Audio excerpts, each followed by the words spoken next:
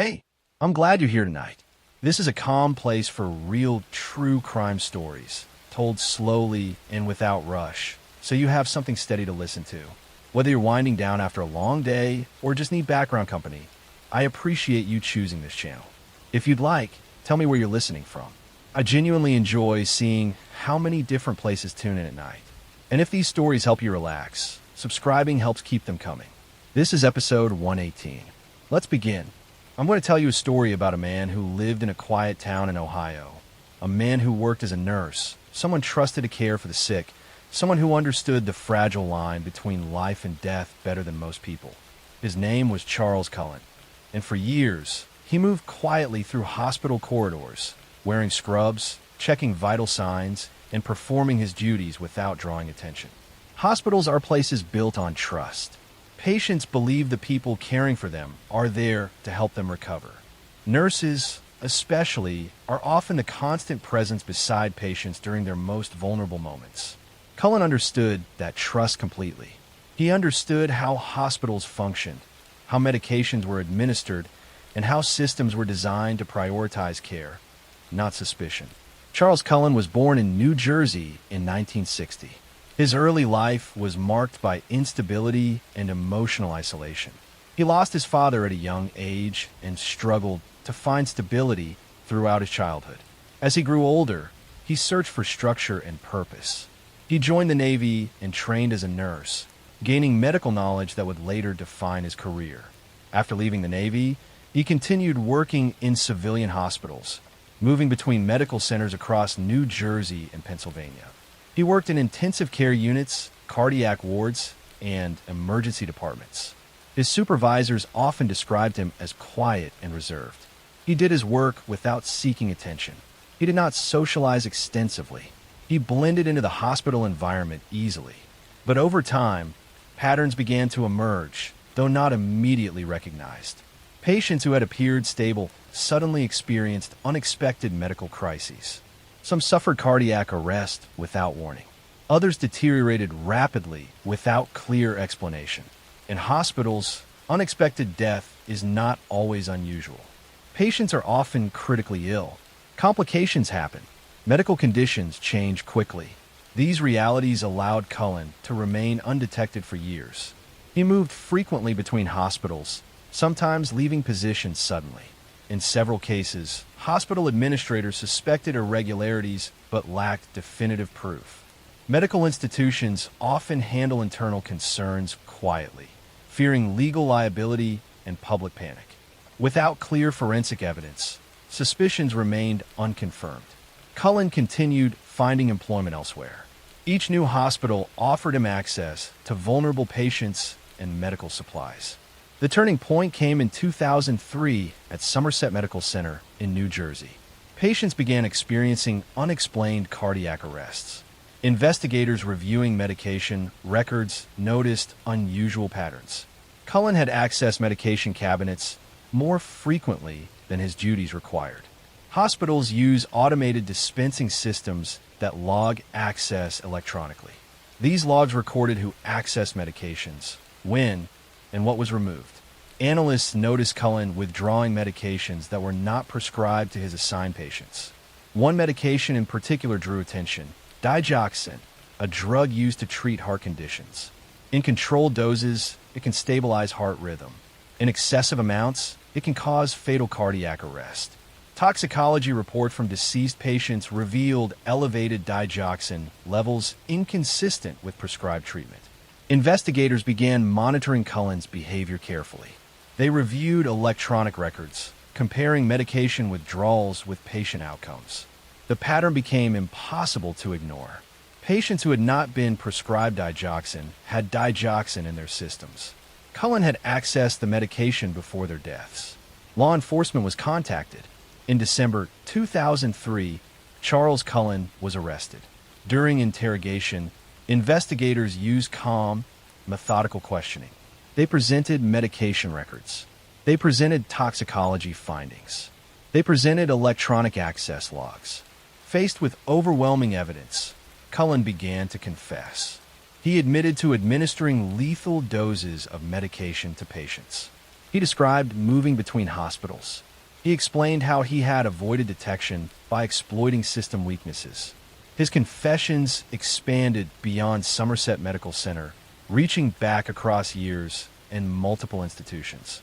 His motives were complex and deeply disturbing. He claimed he wanted to end the suffering of patients, though many of his victims were not terminally ill. Investigators concluded his actions were driven by a need for control rather than compassion. His medical knowledge had allowed him to manipulate life and death decisions without authorization. The investigation expanded across multiple states. Medical records were re-examined. Toxicology reports were reviewed. Cullen ultimately confessed to killing at least 40 patients, though investigators believe the true number may be significantly higher, possibly exceeding 100. Precise numbers are difficult to establish because many victims were cremated, eliminating forensic evidence. In 2006, Charles Cullen was sentenced to multiple life terms in prison. He will never be released. His case exposed serious weaknesses in hospital oversight systems. Medical institutions began implementing stricter controls on medication access, improving electronic monitoring, and strengthening reporting requirements. His crimes forced hospitals to confront the reality that trust alone cannot replace verification. What makes this case especially chilling is the environment in which it occurred. Hospitals are places where people expect protection and healing. Cullen used his position within that system to operate invisibly. He did not force entry. He did not break locks. He simply walked through hospital corridors like he belonged there, because he did. Today, Charles Cullen remains in prison, his crimes permanently recorded in medical and criminal history. His story stands as a reminder that even in environments built on care and trust, vigilance and accountability remain essential, and that forensic evidence, digital records, and patient advocacy can eventually uncover truths hidden behind years of routine and silence. Next story. I'm going to tell you a story about a man who lived in a modest brick house in Ipswich, England, a man who worked steady jobs, paid his bills, and blended into the rhythm of an ordinary neighborhood. His name was Steve Wright, and for years he moved through life without attracting attention, someone neighbors recognized but did not think about. He had worked as a steward on ships, a bartender, a truck driver. His employment history was uneven but not remarkable. He had relationships that began and ended. He rented rooms. He kept to himself. Nothing about his daily routine suggested that he was about to become the center of one of the largest murder investigations in Suffolk's history. In late 2006, Ipswich was a town moving at its usual pace. It was not known for violent crime on a national scale. But in early December, a body was discovered in a rural area near Levington. The victim was a young woman. Within days, a second body was found, then a third. Over the course of 10 days, the bodies of 5 women were discovered in the countryside surrounding Ipswich. Each victim had been reported missing. Each had connections to street-level sex work in the area. The pattern formed quickly. The police recognized immediately that they were likely dealing with a serial offender operating within a concentrated time frame. The scale of the investigation expanded rapidly. Suffolk police launched one of the largest manhunts in modern British policing. Hundreds of officers were assigned. Roads were closed. Rural areas were searched methodically. Forensic teams processed each scene with extreme care, documenting soil samples, fibers, tire marks, and any trace evidence that might survive exposure to winter conditions. The victims had been left in outdoor locations, but investigators understood that transport had occurred. That meant vehicles, surfaces, and contact points existed somewhere beyond the dump sites. Investigators began reconstructing the victims' last known movements. They examined CCTV footage from areas known for street sex work. They interviewed other women working in the same locations. They studied mobile phone data, identifying calls and text messages sent in the hours before each disappearance. Patterns emerged. Some of the victims had been seen entering vehicles with men. Descriptions were vague but consistent in tone, older, quiet, unremarkable. Forensic analysis became critical. Advances in DNA technology allowed investigators to recover microscopic traces from the victims' bodies and clothing. Even though the bodies have been exposed to outdoor conditions, careful laboratory work identified genetic material belonging to a single male contributor. This discovery narrowed the field dramatically. Investigators began cross-referencing DNA databases and reviewing individuals previously arrested or questioned in the region. Meanwhile, officers canvassed neighborhoods near known prostitution areas. They conducted house-to-house inquiries. They asked residents about vehicles, late-night activity, unusual behavior. In one of these canvasses, attention turned towards Steve Wright. He lived in the red light district itself, an area frequented by the victims. His proximity alone did not establish guilt, but it established opportunity. Detectives quietly began gathering information about him. They learned he had prior interactions with some of the victims. Witnesses placed him in areas near the disappearance sites. Surveillance began. Investigators monitored his movements. They collected discarded items to obtain a DNA sample legally. When laboratory analysis compared Wright's DNA to the genetic material recovered from the victims, the results matched. The probability of coincidence was statistically negligible.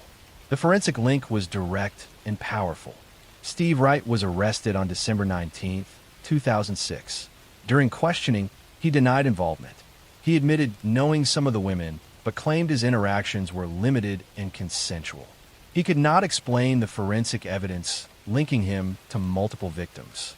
Prosecutors prepared a case built heavily on scientific findings. The absence of eyewitnesses to the killings meant that forensic reconstruction would carry significant weight. The trial began in January 2008 at Ipswich Crown Court. Prosecutors presented DNA evidence linking Wright to all 5 victims. They explained how fibers from his home were found on the victims' clothing. They presented CCTV footage placing his vehicle near relevant locations. They reconstructed timelines based on phone records and witness statements. The defense argued that while Wright had known some of the women, there was no direct evidence proving he killed them. They challenged interpretations of forensic material and suggested alternative explanations. The jury examined the cumulative weight of evidence. Each forensic link reinforced the others. Each timeline alignment strengthened the pattern. After deliberation, the jury found Steve Wright guilty of murdering all 5 women. He was sentenced to life imprisonment with a whole life order, meaning he will never be released. What made this case especially significant was the speed and coordination of the investigation.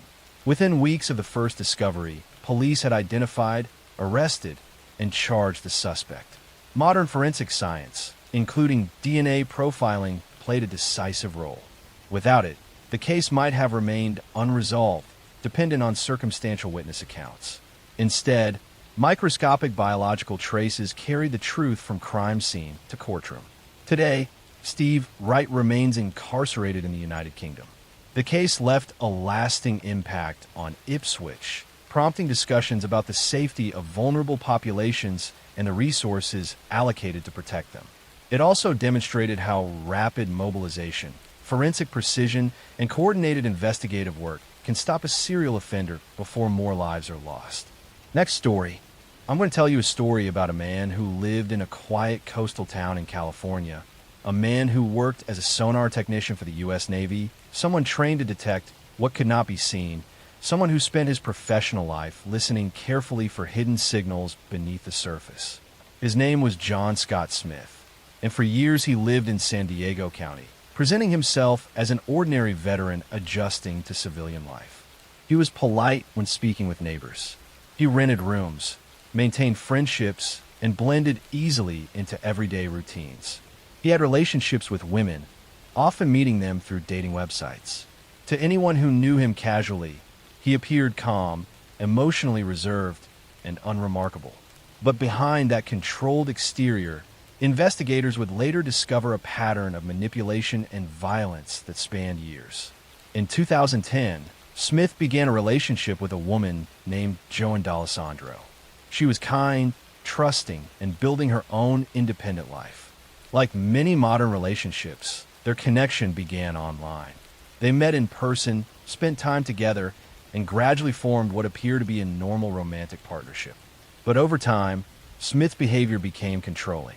He monitored her actions. He became possessive. He created emotional tension beneath the surface of their relationship. Still, nothing outwardly suggested the level of danger that existed privately. In May 2012, Joanne disappeared.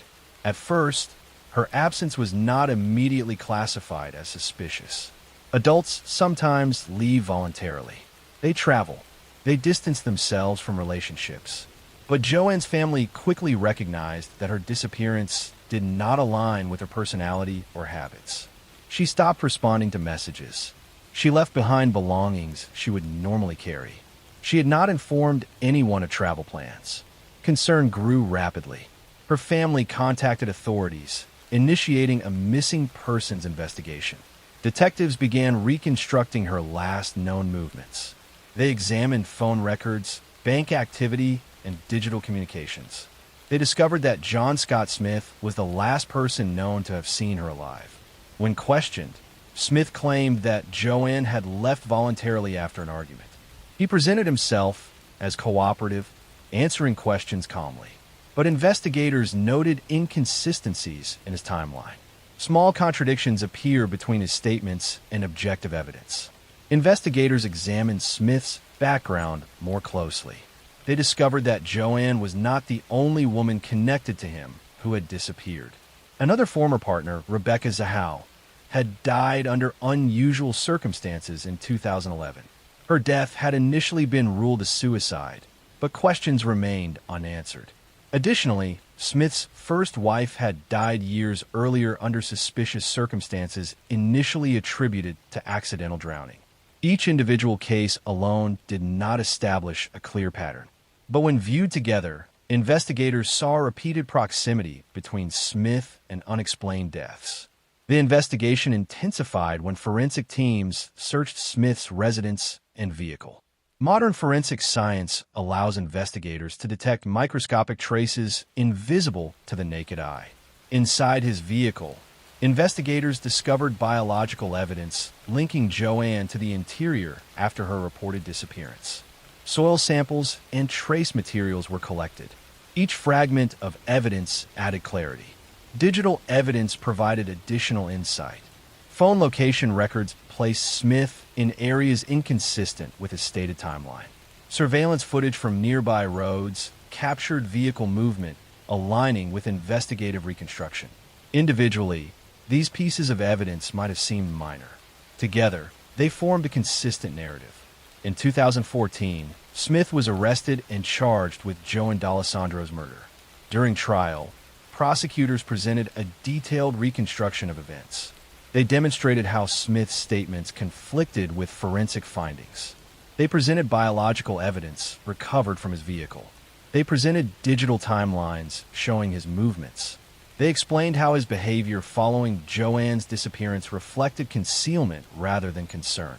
The defense challenged interpretations of evidence, emphasizing the absence of a recovered body. But modern prosecutions do not depend solely on body recovery. Forensic science, digital tracking, and behavioral analysis can establish truth even when physical remains are never found. The jury examined the evidence carefully. They listened to forensic experts explain how trace materials are transferred and preserved.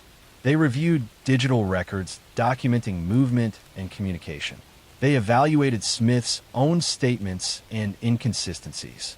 Ultimately, they concluded that the evidence established his guilt beyond reasonable doubt. John Scott Smith was convicted of second-degree murder and sentenced to prison. Joan D'Alessandro's body has never been recovered. What makes this case especially disturbing is how effectively Smith concealed his actions for years. His military training had taught him discipline and attention to detail. His calm demeanor prevented suspicion. He understood how to appear cooperative without revealing truth. But forensic science and digital evidence revealed patterns he could not erase.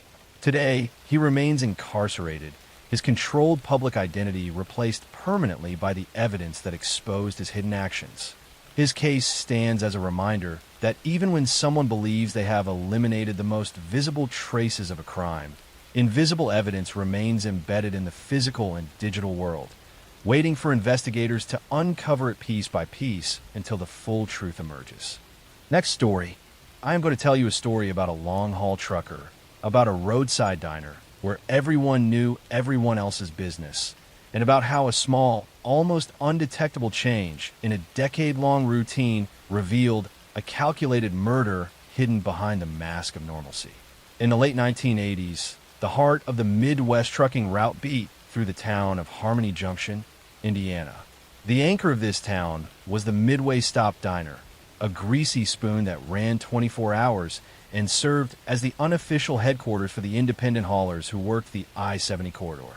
Among them was Jerry Vance, known simply as Red, a man whose life was defined by the rhythm of the road and his absolute punctuality. Red was reliable to a fault. He drove the same route, ordered the same breakfast, 2 eggs over easy black coffee, and arrived at the Midway stop every Thursday morning at 6:15 a.m. without fail for 12 years straight. His truck, a distinct green 18-wheeler with customized silver trim, was as recognizable as the grain silos on the horizon. Red lived alone in a small, isolated cabin 50 miles outside Harmony Junction, accessible only by a long, unpaved logging track. The cabin sat deep within a stand of oak trees, invisible from the nearest county road. His only consistent personal contact was his sister, Martha, who managed the family's small plot of farmland and whom Red called every Sunday at 7 p.m. precisely. This schedule was a fortress of habit, a fixed point in the chaotic, shifting landscape of the interstate. Red's life was a testament to order in a world of constant motion. He viewed his routine not as a limitation, but as the only defense against the unpredictable nature of the road and the cutthroat competition among the independent haulers. His contracts were consistent, his truck maintenance was perfect, and his habits were clockwork. In the autumn of 1991, the clock of Harmony Junction faltered. Red did not show up for his 6:15 a.m. Thursday breakfast. The owner of the Midway stop, Shirley, a woman who measured the passage of time in black coffee refills and diesel fumes, initially figured Red hit traffic or perhaps took a rare day off. But when Red missed the next Thursday and the Thursday after that, a quiet alarm began to spread among the regulars. Red was the one constant in their volatile, highway-defined lives. The missed routine was a tear in the fabric of their reality, a signal something fundamental had gone wrong. Red also missed his Sunday calls to Martha. Martha, accustomed to her brother's rigid schedule, felt immediate dread. She waited 2 full weeks, the silence from his end of the line growing heavier with each passing hour, unable to shake the feeling that the absence was deliberate, not accidental. She called the state police, filing a missing person report that centered not on an event, but on the profound absence of routine. Martha emphasized the mechanical certainty of Red's life. He would sooner miss a gear shift than his 7 p.m. call. She explained that Red's habits were a psychological imperative. The deviation was a guaranteed sign of duress. Deputy Dale Evans, a local man who knew the rhythm of the truckers, was assigned the case. He began his investigation not at Red's remote cabin, but at the Midway stop, understanding that Red's life was the highway. Shirley confirmed Red's truck, the distinctive green unit, had been accounted for on his usual delivery routes, verified by logbook entries and toll receipts, right up until the last week of September. Then abruptly, nothing. The logbooks ceased. Red's electronic toll transponder also stopped registering activity. The initial search was hampered by the sheer vastness of the territory. Hundreds of miles of interstate offered endless places for a heavy truck or a man to disappear. Evans eventually made the long drive to Red's cabin. The cabin was secure, locked from the outside. Evans had to force entry, finding an interior that was unervingly tranquil. Clothes hung neatly, dishes were washed and stacked, and a new copy of the trucker's atlas lay open on the small kitchen table, marked with grease pen circles around future routes. There were no signs of struggle or forced entry. It looked exactly as Red would leave it for a week on the road, a perfect maintenance of habit, which in its perfection felt entirely wrong. However, Evans noticed two significant discrepancies that hinted at a carefully constructed illusion, details that contradicted Red's compulsive nature. First, Red's small, antique brass wind-up clock on the bedside table, a gift from his mother, was stopped at 3:05 a.m. Red was obsessive about keeping his timepieces wound and accurate. The clock was simply dead, a profound stillness in a man's life defined by forward motion. Second, the small, narrow gravel driveway leading up the final stretch to the cabin door was overgrown with weeks of uncut grass. Yet the final 10 feet, right up to the cabin entrance, looked suspiciously cleared. The packed earth was visible beneath the disturbed gravel, suggesting a very large object had been parked there for a significant duration and then recently removed, disturbing the soil beneath the growing grass. The pattern perfectly matched the wheelbase of a massive truck. The investigation stalled for 2 more months, without a body, a crime scene, or clear motive. The case was drifting toward being shelved as a voluntary disappearance, despite Martha's frantic protest that her brother was incapable of spontaneity. Red's assets were inaccessible, and the legal framework for a forced search was weak. The breakthrough came from an anonymous tip left on the state police hotline. The caller was Frank Hurley, a small-time, independent hauler who worked the same corridor and frequented the Midway stop. Frank was known for his intense resentment of Red's success, a bitterness that was barely concealed behind muttered comments about Red's easy contracts and pristine safety record.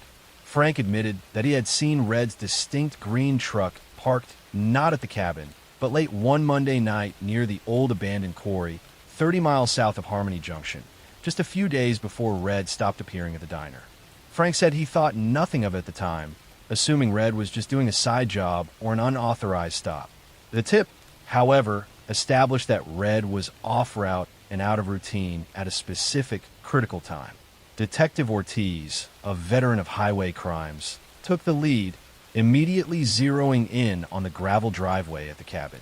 The cleared patch matched the exact dimensions of Red's 18-wheeler. Ortiz theorized that Red's truck had been intentionally parked there for a significant duration, then moved. But why move a truck that large only to put it on its final destination route? Only if the truck itself was a necessary part of the crime scene and needed to be extracted from the isolated spot without leaving secondary tracks from another vehicle. The suspicion solidified. Red was murdered at his cabin on that Monday night. Frank, the suspect, had needed the truck to create the alibi that Red was still operating.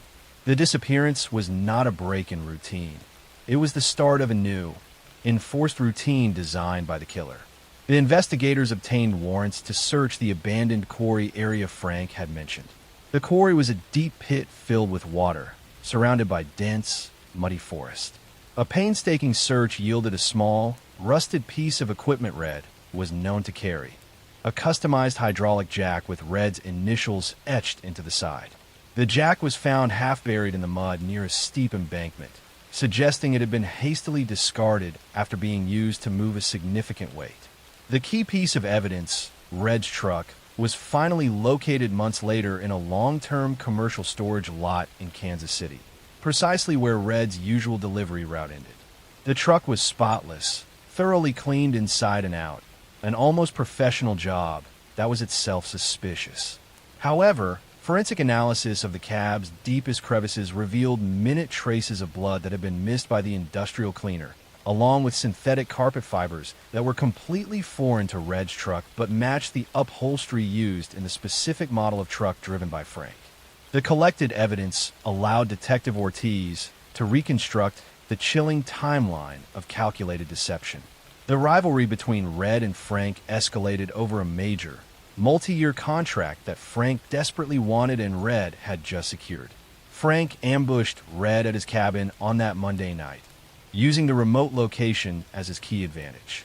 Red's body was never found, but the evidence pointed to the truck's sleeper cab as the initial crime scene. Frank then drove Red's distinct green truck, the final, visible proof of Red's predictable life, back to the isolated cabin, parked it perfectly in the cleared spot in the driveway to establish the false timeline that Red was safely resting at home, and staged the interior.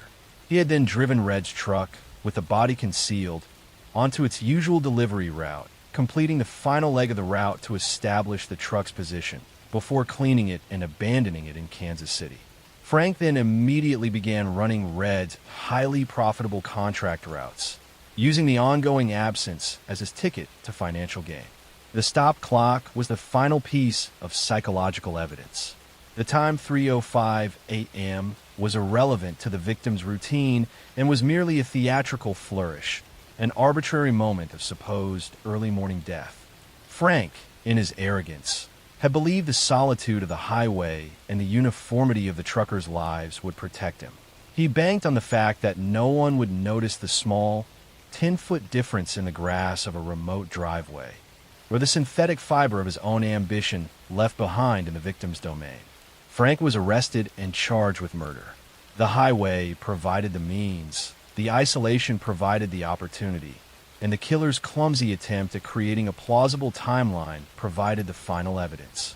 The case of the Midway stop and Red Vance became a dark parable among the long haulers of the Midwest, a reminder that in a world defined by routine and isolation, even the slightest deviation from the established pattern can be the first, quiet sign of a profound and terrible disruption.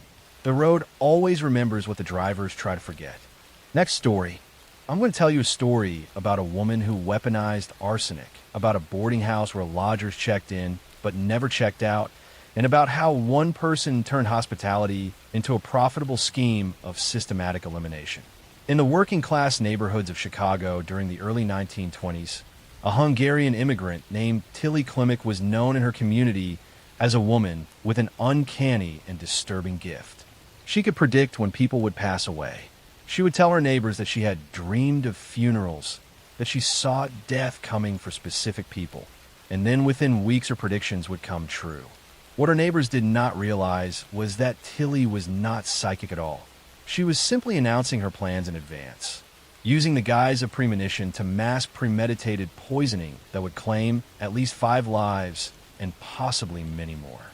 This is the story of Tilly Klimek, one of a group of women in 1920 Chicago who became known as the Poison Ring.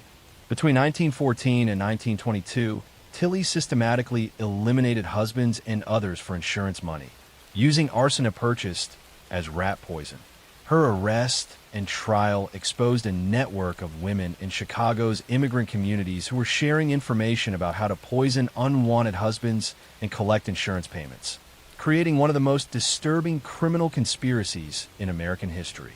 Tilly Burek was born Ottilie Burek in Poland around 1876. She immigrated to Chicago as a young woman, part of the massive wave of Eastern Europeans seeking opportunities in America's industrial cities. She settled in a Polish neighborhood on Chicago's South Side, joining a community of immigrants struggling to establish themselves in their new country. Tilly married John Mickiewicz around 1890. The marriage seemed ordinary at first, but Tilly was deeply dissatisfied with her circumstances. Her husband worked hard but earned little, and Tilly watched others in the community achieve prosperity while she remained trapped in poverty. She began to resent John and see him as the obstacle to the better life she desired. In 1914, John Mickiewicz became mysteriously ill. He suffered from severe stomach pains, nausea, and progressive weakness that doctors could not adequately explain. After months of suffering, John passed away. Tilly collected his life insurance policy and showed no visible grief. Within months, she had begun searching for a new husband. Before John's passing, Tilly had made a chilling announcement to neighbors. She told them she had dreamed of John's funeral, that she could see his coffin and mourners. She described the vision in detail, explaining that she knew he would soon pass away. When John actually did die shortly after, neighbors were amazed at Tilly's apparent psychic abilities. Tilly married Joseph Guskowski in 1914, shortly after John's passing. Joseph was a hard-working man with savings, which made him attractive to Tilly. But like her first husband, Joseph soon began experiencing mysterious symptoms. He suffered from the same stomach ailments and weakness that had afflicted John.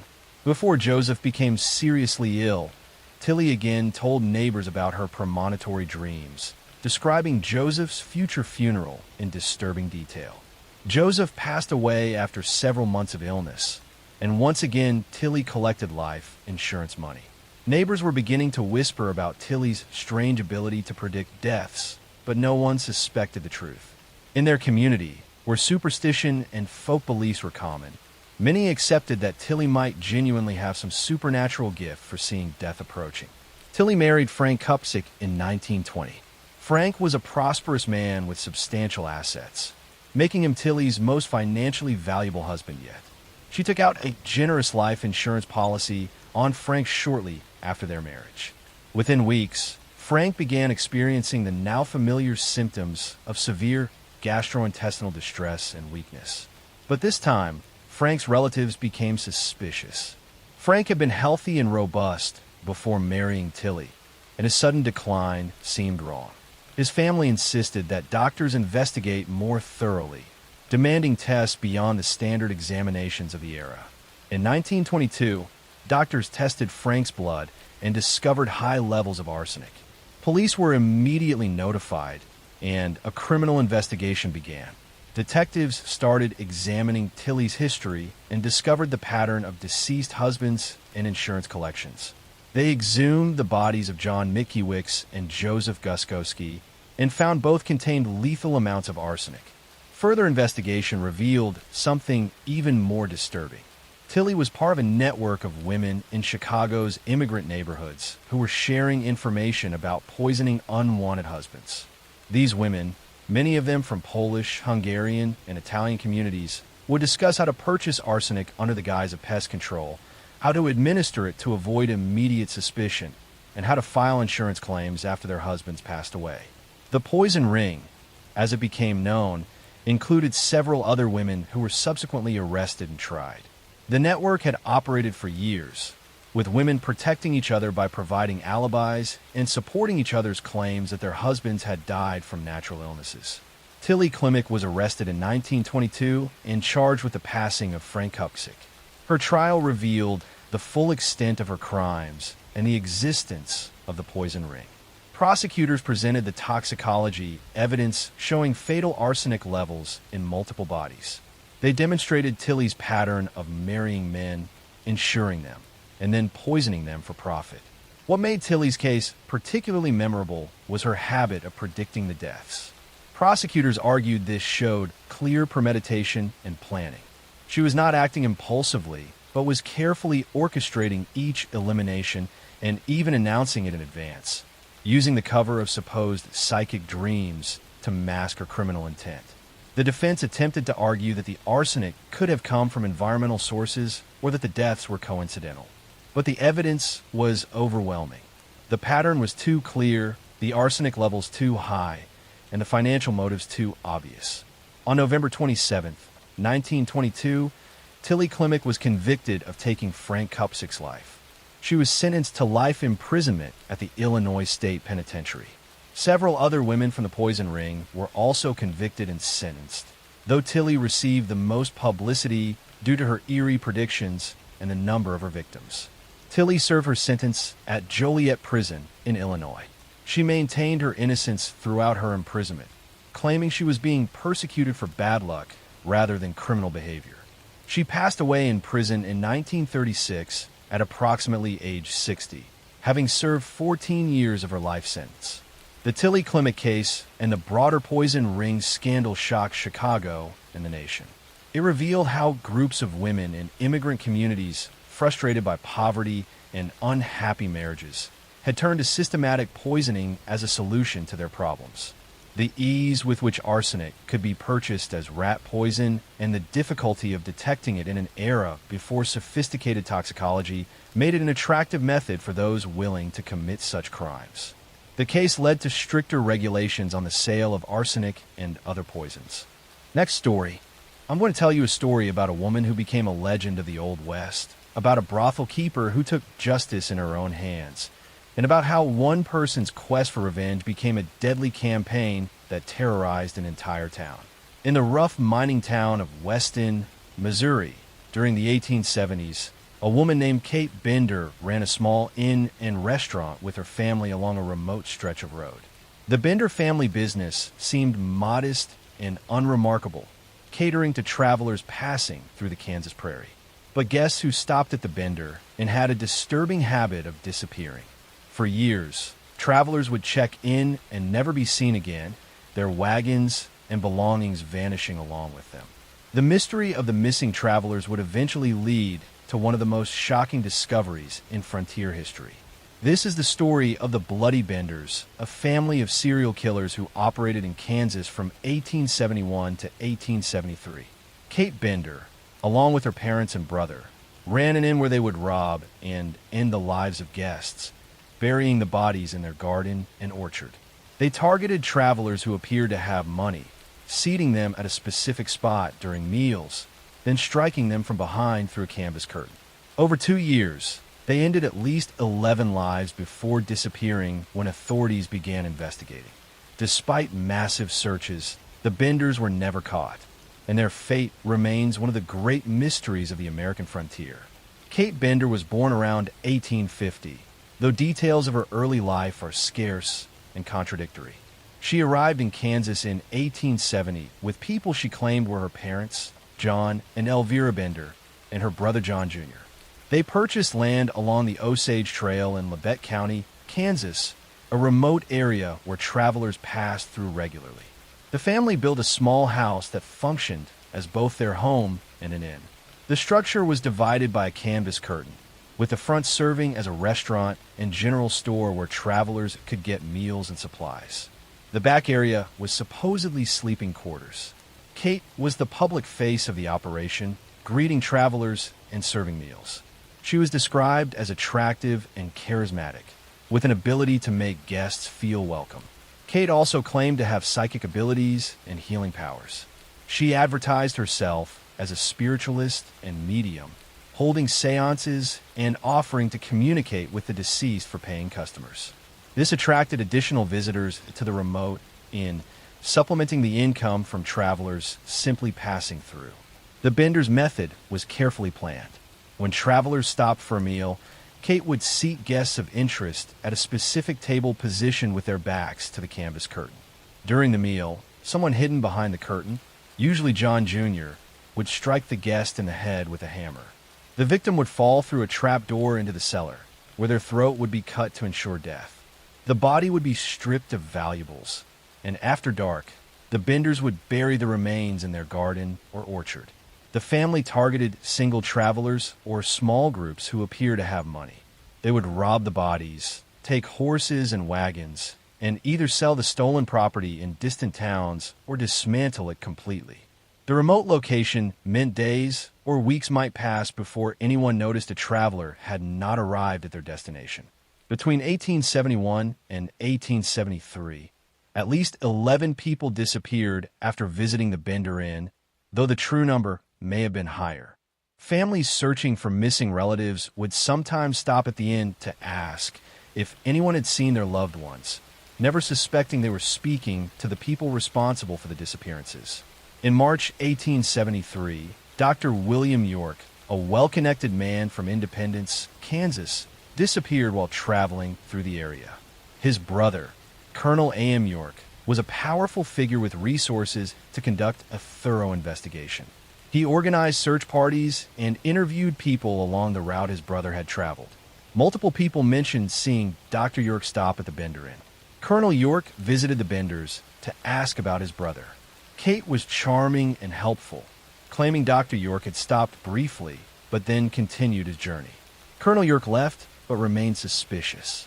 He organized a meeting of area residents to discuss the disappearances, and the Benders attended this meeting, with Kate participating actively and seeming cooperative.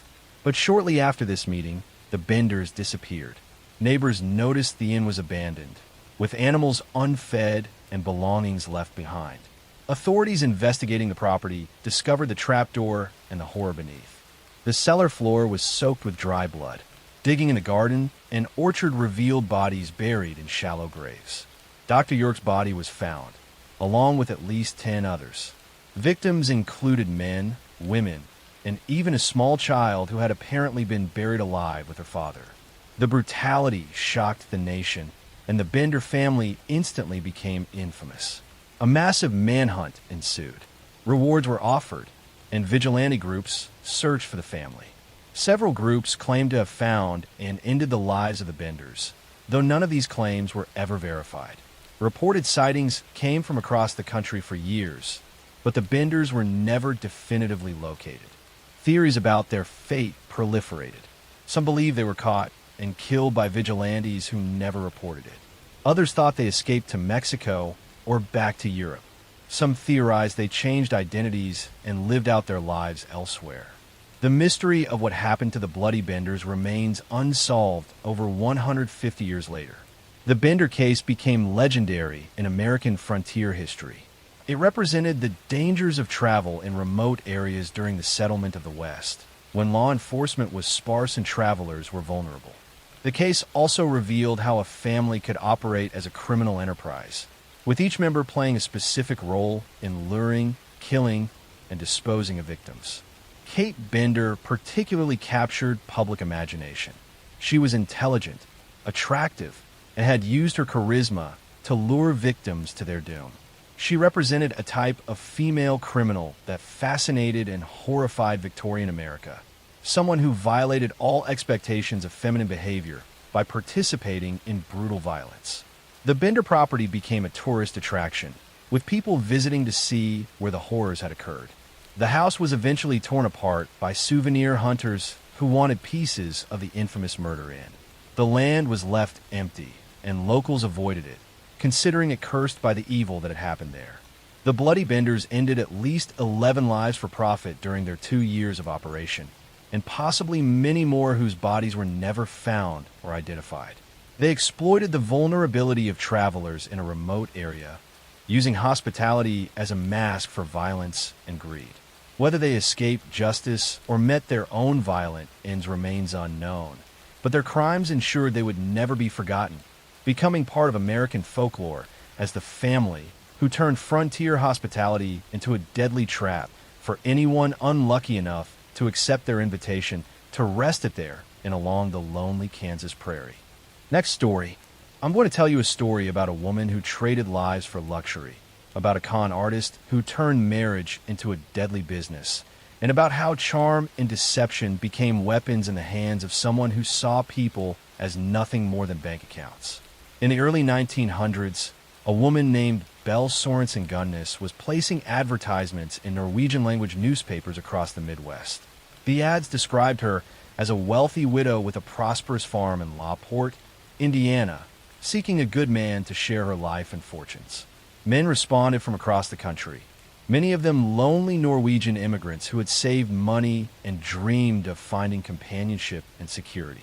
They would arrive at Belle's farm with their life savings, expecting courtship and possibly marriage. But these men were never seen again, and Belle's wealth continued to grow with each new suitor who disappeared. This is the story of Belle Gunnes, one of America's most prolific female criminals. Between 1884 and 1908, she is believed to have ended the lives of over 40 people, including 2 husbands, several of her own children, and numerous suitors who came to her farm. She would poison, strike, or harm her victims, then bury their dismembered bodies around her property. Her crimes were discovered when her farmhouse burned down in 1908, and investigators found human remains buried throughout the grounds. Whether Belle herself perished in that fire or escaped with her fortune remains one of America's enduring mysteries. Belle Paulsdatter was born on November 11th, 1859, in Selbu, Norway.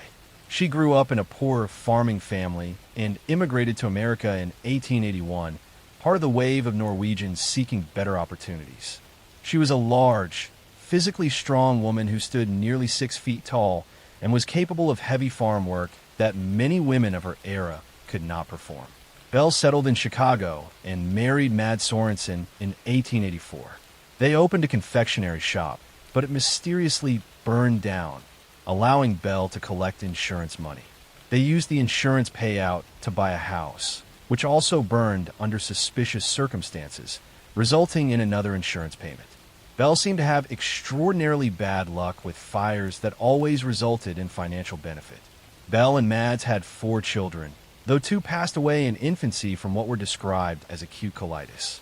The symptoms were consistent with poisoning, though no one suspected foul play at the time. In 1900, on a day when two different life insurance policies on Mads overlapped, he passed away suddenly. The doctor initially suspected poisoning and considered an examination, but Bell convinced him that Mads had a heart condition. She collected from both insurance policies and became a wealthy widow. In 1901, Bell purchased a large farm in La Porte, Indiana. The property had a substantial house, outbuildings, and plenty of land. She presented herself as a successful farmer and widow looking to build a new life. In 1902, she married Peter Gunness, a widower with 2 daughters. Just 8 months later, Peter passed away when a heavy piece of farm equipment fell on his head. Bell claimed it was an accident, though people whispered about the convenient timing and the insurance money she received. Now twice widowed with insurance money and property, Bell began her deadly scheme in earnest. She started placing personal advertisements in Norwegian-language newspapers across the Midwest, describing herself as a wealthy widow with a prosperous farm seeking a husband. The ad specifically mentioned her financial assets and property, attracting men who were interested in economic security as well as companionship. Men responded to her advertisements from Minnesota, South Dakota, Wisconsin, and other states. They would correspond with Bell, and she would eventually invite them to visit her farm. She instructed them to bring their savings and to tell no one where they were going, claiming she valued privacy and wanted to avoid gossip in her small community. These men would arrive at the farm with their life savings, sometimes thousands of dollars in cash. Bell would welcome them warmly, and for a short time, they would believe they had found the partnership they sought. But soon after their arrival, they would disappear. Bell would tell anyone who asked that the man had decided not to stay, or had gone traveling, or that things had not worked out between them.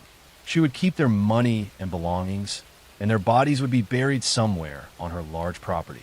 Bell's method varied by victim. Some she poisoned with strychnine. Others she struck with heavy objects while they slept, then dismembered the bodies to make burial easier. She was physically strong enough to handle this grim work herself, having grown up doing farm labor and being larger and stronger than most women of her era. Her helper on the farm was Ray Lamphere, a handyman who may have been romantically involved with Bell. Ray helped with farm work and possibly knew about her crimes, though he later claimed ignorance. Their relationship deteriorated in early 1908, and Bell had Ray arrested for trespassing when he kept returning to the property. In April 1908, Bell visited a lawyer in town to make out a will. She also told him she feared Ray Lamphere might harm her or burn down her house in revenge for having him arrested. This statement would later seem extremely suspicious, as it conveniently established a scapegoat for what was about to happen. On April 28, 1908, Bell's farmhouse burned to the ground during the night.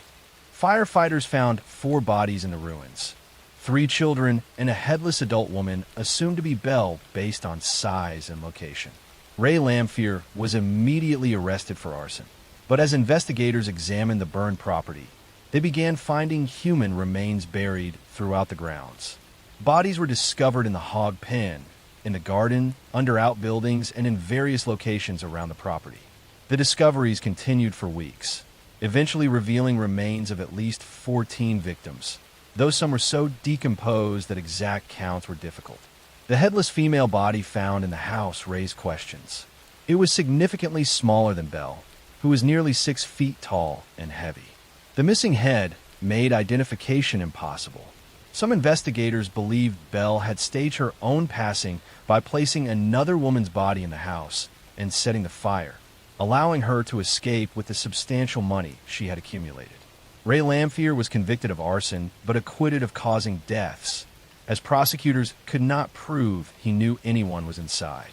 He was sentenced to prison where he passed away in 1909. Before his passing, he allegedly told a fellow inmate that he had helped Bell fake her passing and that she had escaped with money. Reported sightings of Bell Gunness came from various locations for years afterward, but none were ever confirmed. Whether she perished in the fire or escaped remains one of history's unsolved mysteries. What is certain is that Bell Gunness ended numerous lives for financial gain over more than 2 decades. She lured vulnerable immigrant men with promises of love and partnership, exploited their dreams of security and companionship, then took their savings and their lives. Her farm became a graveyard for people who had simply wanted to find happiness and instead found a predator who saw them as nothing more than sources of money.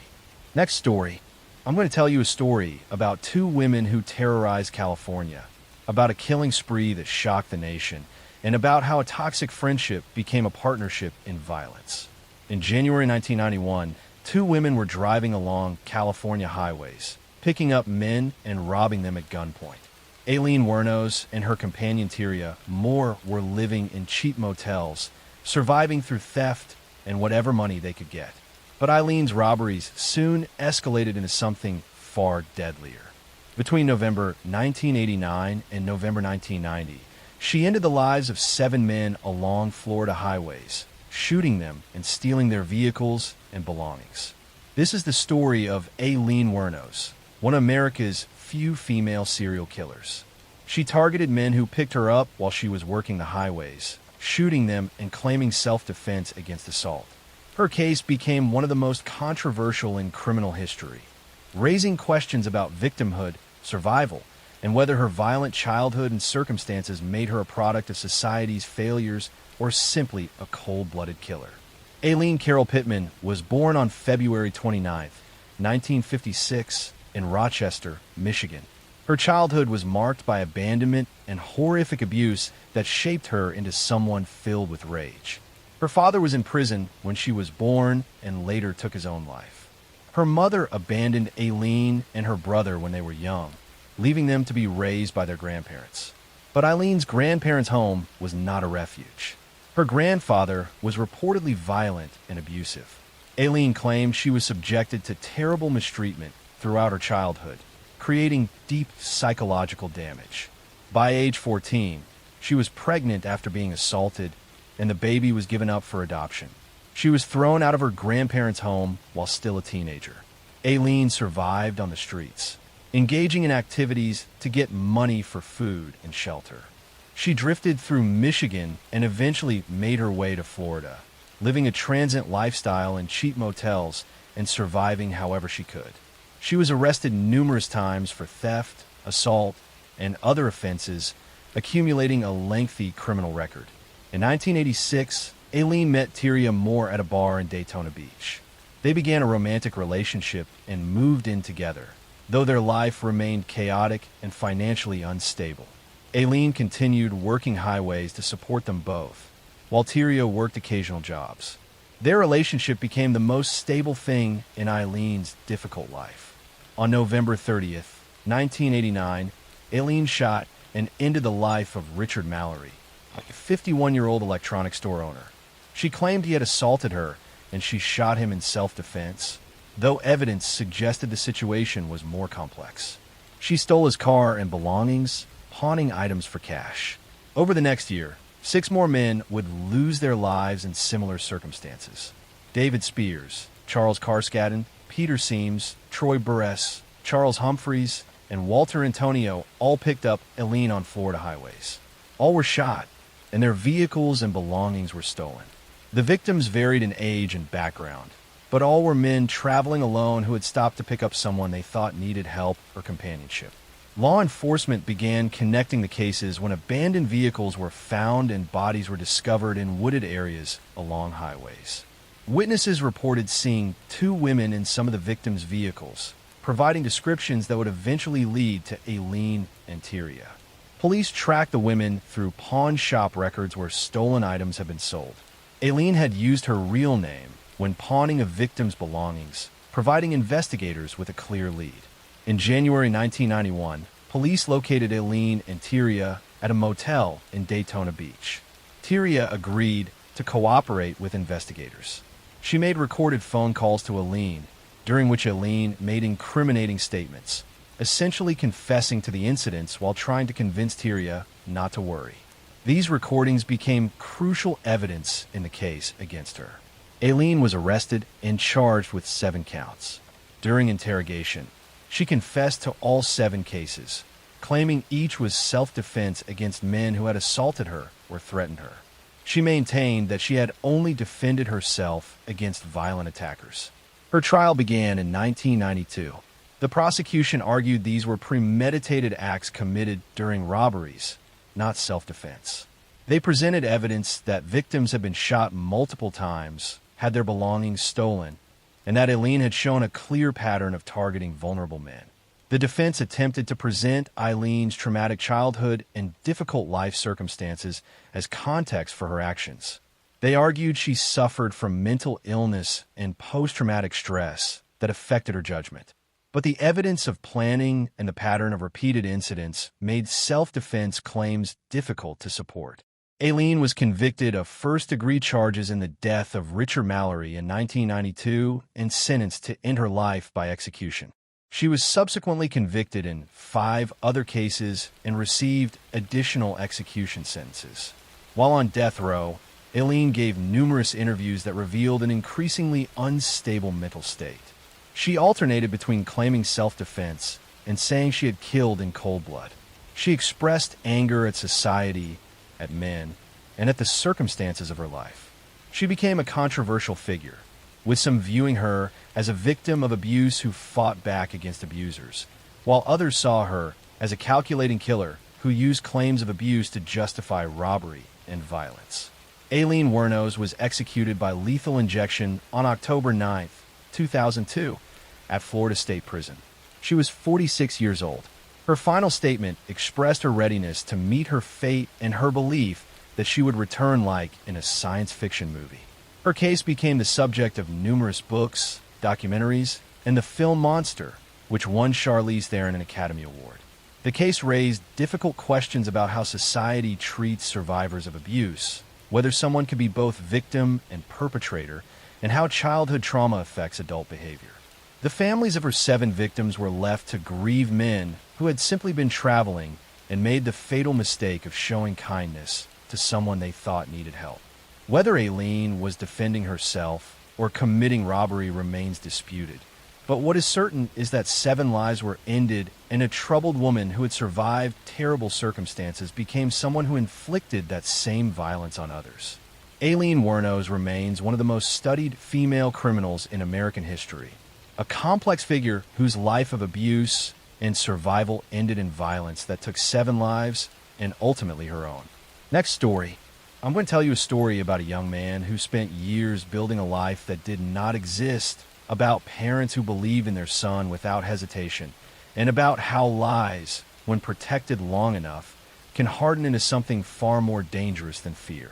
This is a true crime story about Chandler Halderson, a case that unfolded piece by piece, not through sudden violence, but through the slow exposure of deception. Chandler Halderson grew up in a stable home in Wisconsin. His parents, Bart and Krista Halderson, were supportive, involved, and proud of their son. They encouraged education. They believed in structure. They trusted him. To neighbors and extended family, the Halderson household appeared calm, ordinary, and intact. Chandler was intelligent and articulate. He spoke confidently about his future. He told his parents he was attending college. Later, he told them he was employed by a technology company. He described work projects, co-workers, deadlines, and career growth. He knew how to speak the language of success. None of it was real. Chandler was not attending school. He did not have a job. He spent his days gaming, browsing the internet, and maintaining the illusion of productivity. For years, he forged documents, emails, transcripts, and schedules. He created fake employer websites. He sent emails to himself, then showed them to his parents as proof. He controlled the narrative carefully, anticipating questions before they were asked. Bart and Krista trusted him completely. But lies are fragile, no matter how carefully they are built. In early 2021, Bart began asking deeper questions. He wanted confirmation of Chandler's employment. He wanted to see pay stubs. He wanted clarity. Krista supported her husband. This was not confrontation. It was concern. To Chandler, it felt like exposure. Pressure began closing in. Each question threatened the collapse of the entire identity he had constructed. He could no longer delay. He could no longer redirect. And instead of admitting the truth, Chandler chose something else. On July 1st, 2021, Bart Halderson went missing. Chandler told people his father had left the house after an argument. He said Bart was upset and needed space. He spoke calmly. He sounded rehearsed. He showed no panic. Krista remained at home. The next day, Krista also disappeared. Chandler told friends and family that his parents were away. He continued to send text messages from their phones, pretending to be them. The messages were short, vague, out of character, but enough to delay suspicion briefly. Law enforcement became involved when Bart's co-workers reported him missing. Bart was reliable. He did not vanish without explanation. Police arrived at the Halderson home to conduct a welfare check. Chandler greeted them calmly. Inside the house, investigators noticed inconsistencies immediately. Krista's purse was still there. Her car was in the driveway. There were signs of cleaning in unusual places. The explanations Chandler gave felt overly prepared, lacking emotional urgency. Investigators began digging into Chandler's background. They uncovered the lies quickly. No college enrollment, no employment records, no income. The entire life Chandler had described did not exist. Attention shifted rapidly. During searches of the property, police discovered something far worse. Human remains were found on the family land in a nearby wooded area. Additional remains were found later, scattered and burned in an attempt to destroy evidence. Forensic analysis confirmed the remains belonged to Bart and Krista Halderson. The investigation revealed chilling details. Chandler had killed his parents separately. He used firearms. He dismembered their bodies. He attempted to dispose of them in multiple locations. He researched methods online beforehand. He believed he could outsmart investigators. Throughout questioning, Chandler remained emotionally flat. He corrected detectives on small details. He focused on technicalities. He showed no visible grief. When confronted with evidence, he denied, deflected, minimized. But the evidence was overwhelming. Digital records showed his searches. Surveillance footage captured his movements. Ballistics matched weapons in his possession. The lies he had once used to impress now worked against him, each fabrication becoming a thread that investigators followed back to the truth.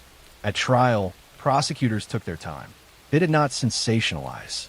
They reconstructed Chandler's deception year by year. They showed how avoidance became entitlement, and entitlement became violence. Expert testimony explained how individuals who rely entirely on false identity can experience catastrophic psychological collapse when that identity is threatened. Chandler did not kill out of rage. He killed to preserve a version of himself that could not survive reality. The jury found him guilty on all counts. Chandler Halderson was sentenced to life in prison without the possibility of parole. Bart and Krista Halderson were remembered as loving parents who trusted their son deeply, who believed encouragement was enough, and who never imagined that the greatest danger in their lives lived inside their own home. This story lingers not because of shock, but because of silence. The lies were quiet. The warning signs were subtle. The violence arrived only after years of avoidance. It reminds us that truth delayed does not disappear. It waits. And when someone builds their entire existence on avoiding it, the collapse can become devastating for everyone around them. Chandler Halderson now lives in a world where no lies are needed, because there is nothing left to protect. And the life he tried to preserve was never real to begin with. Next story. I'm going to tell you a story about a man who wanted a new life so badly that he decided the only way to get it was to erase the one he already had. This is a true crime story about Chris Watts, not told as headlines or courtroom clips, but as a slow unfolding of events, decisions, lies, and silences that led to one of the most disturbing family murders in recent history. Chris Watts grew up in North Carolina in a quiet, ordinary environment. He was not a troublemaker. He was not violent. People who knew him described him as introverted, passive, and eager to please. He avoided conflict. He followed rules. He did what was expected of him. That tendency stayed with him into adulthood. He married Shannon Watts, a strong, energetic, outspoken woman who brought structure and ambition into his life. Shannon was deeply involved in social media, constantly sharing moments of her life, her marriage, her children. She worked in direct sales and built an identity around positivity, motivation, and family. Together, they had two daughters, Bella and Celeste. From the outside, the family appeared stable. The house was clean. The children were dressed neatly. Chris worked steadily as an oil field operator in Colorado. Shannon posted smiling photos. Friends commented with admiration. But inside the marriage, tension was growing quietly. Chris felt increasingly invisible. Shannon was dominant in decision-making. Their finances were strained. Their schedules were exhausting. Chris did not voice his frustration. He absorbed it. He retreated inward, doing what he had always done when overwhelmed. Then, in 2018, Chris began an affair with a co-worker, Nicole Kessinger. With Nicole, Chris felt something unfamiliar. Freedom, lightness, attention without responsibility. He reinvented himself emotionally. He spoke as if his marriage was already over, as if his children were obstacles rather than people. The more he imagined a future with Nicole, the more his existing life felt like a trap. Instead of confronting reality, Chris chose avoidance. In August 2018, Shannon traveled out of state for work. During that time, Chris lived as if unburdened. When Shannon returned home late at night, on August 13th, tired and pregnant, the distance between them was unmistakable. That night, inside their home, Chris made a decision that cannot be separated from weeks of internal detachment. He killed Shannon. The act itself was quiet. No screaming reported. No forced entry. No chaos. Afterward, Chris did not flee. He did not panic. He prepared for work. Before leaving, he carried the bodies of his daughters, still alive at that point, placed them in his truck, and drove to his oil site. At that location, he murdered them as well and disposed of their bodies in oil tanks. Then he went about his day. When Shannon failed to answer calls later that morning, friends became concerned almost immediately. Shannon was communicative, predictable. She would never disappear without explanation. Police arrived at the Watts home for a welfare check. Chris appeared nervous but cooperative. His speech was oddly rehearsed. He spoke in future tense about his missing family, as if narrating rather than experiencing fear. Investigators noticed small things. His emotional responses did not align with urgency. He volunteered information that was not requested. He avoided direct eye contact when discussing details. Surveillance footage from a neighbor showed Chris backing his truck into the driveway early that morning, something he rarely did. The footage did not show Shannon leaving the house. Pressure increased quickly. During interviews, Chris claimed Shannon had taken the children and left. But there was no evidence, no phone usage, no bank activity, no preparation. The story did not match her personality. Police did not accuse him outright. They waited. During a polygraph examination, Chris's emotional control collapsed. His breathing changed. His speech slowed. When told he failed the test, he confessed, but only partially. First, he claimed Shannon killed the children, and he reacted in rage. Investigators listened calmly. Then they pressed gently. Eventually, the full truth emerged. Chris was admitted to killing his wife and daughters. The confession was chilling not because of emotion, but because of its absence. He spoke in matter-of-fact language.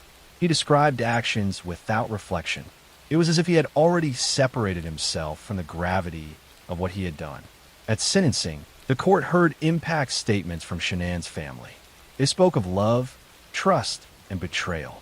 Chris listened quietly, occasionally nodding, his expression unchanged.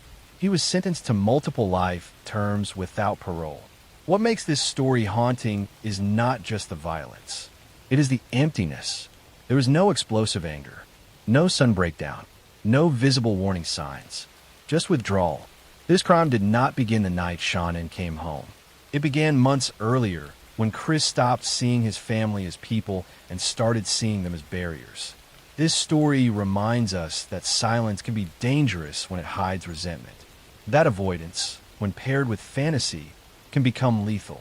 And that sometimes the most terrifying crimes are committed not by monsters, but by people who simply decide to erase reality instead of facing it. Chris Watts now lives behind concrete walls, his imagined future gone. his real one reduced to memory and consequence. And Shannon, Bella, and Celeste are remembered not as victims of a moment, but as lives lost to a choice that should never have been made. Next story. I'm going to tell you a story about a man who lived two completely different lives at the same time. A man trusted with national security, discipline, and leadership, while secretly committing some of the most disturbing crimes imaginable. This is a true crime story about control, ritual, escalation, and how evil can hide perfectly behind structure, rank, and respectability for years without being noticed. Russell Williams was born in 1963 and raised in Canada in what appeared to be a stable, disciplined environment. From a young age, he showed a strong attraction to order and hierarchy. He was intelligent, focused, and driven. He joined the Canadian Armed Forces and quickly distinguished himself as competent, reliable, and ambitious. His career advanced steadily, and over time he became a highly respected colonel, eventually appointed as the commander of CFB Trenton, one of the most important Air Force bases in Canada. This position placed him in charge of thousands of personnel and sensitive military operations, including responsibility for aircraft used by government leaders. To colleagues, Russell Williams was calm, professional, and meticulous. He dressed neatly, spoke carefully, and followed rules obsessively. He was married, lived in a quiet neighborhood, and projected the image of a man who had everything under control. There were no visible warning signs, no public outbursts, no scandals. He blended perfectly into a world built on discipline and trust. But beneath this surface, another life was slowly taking shape. For years, Russell Williams had been engaging in secret behavior that grew darker over time. It began with fetish burglaries. Late at night, he would break into homes, specifically targeting houses where women lived alone. He memorized routines, studied neighborhoods, and chose locations where he felt confident he would not be interrupted. Once inside, he did not steal valuables. Instead, he took personal items, clothing, underwear, objects that allowed him to feel a sense of possession over someone he had never met. He photographed himself wearing these items. These acts were not impulsive. They were planned carefully. Russell documented everything. He kept detailed records, photographs, and notes, creating a private archive of his crimes. Each break-in reinforced his sense of control. Each successful intrusion emboldened him. Over time, burglary was no longer enough. The desire for control escalated into violence. In November 2009, a woman named Marie-France Comeau was found murdered in her home. She had been sexually assaulted and strangled. There were signs of staging. The crime appeared calculated, not chaotic. Investigators initially had few leads. The neighborhood was quiet. There were no witnesses. Nothing obvious pointed to a suspect. Then, only 2 months later, another woman, Jessica Lloyd, disappeared. Jessica was a young woman who lived alone and worked at a veterinary clinic. When she failed to show up for work and could not be reached, concern grew quickly. Her family reported her missing, and police began searching immediately. Unlike many cases, this investigation moved fast, driven by the proximity to the earlier murder. Investigators found tire tracks near Jessica's home. The tracks were distinctive. They began comparing them against known vehicles in the area. At the same time, they examined security footage, credit card records, and phone activity. What they uncovered was chilling. The tire tracks matched those of a vehicle registered to Russell Williams. At first, this seemed impossible. Russell was a colonel, a base commander, a man vetted repeatedly by the military. But evidence does not care about reputation. Police placed Russell under surveillance. They observed his movements. They noted inconsistencies. Then they searched his home. What they found destroyed the illusion completely. Inside his house were hundreds of photographs documenting years of crimes. Images of him wearing stolen clothing. Images taken inside victims' homes. Detailed logs of break-ins. Items belonging to numerous women. The scale of his secret life was overwhelming. Russell Williams was arrested. During interrogation, something extraordinary happened. Instead of denying his actions, Russell confessed calmly and in detail. He spoke without visible emotion. He explained his crimes methodically, describing how he selected homes, how he avoided detection, how his fantasies escalated over time. He described the murders without remorse, focusing on sequence and control rather than human impact. Investigators were struck by how controlled he remained throughout the confession. There was no panic, no collapse, just a man explaining his double life, as if reviewing a project. Russell led police to Jessica Lloyd's body, which he had concealed in a remote wooded area. Her remains confirmed his confession. He also admitted responsibility for the murder of Marie France Comeau. At trial, the evidence was overwhelming. The photographs, the records, the forensic matches. There was no ambiguity. Russell Williams pleaded guilty to multiple charges, including 2 counts of first-degree murder, sexual assault, and numerous break-ins. In 2010, he was sentenced to life in prison with no possibility of parole for 25 years. What makes this story so unsettling is not just the violence. It is the discipline, the structure, the way Russell Williams maintained absolute control over his public identity while nurturing a private world of escalating brutality.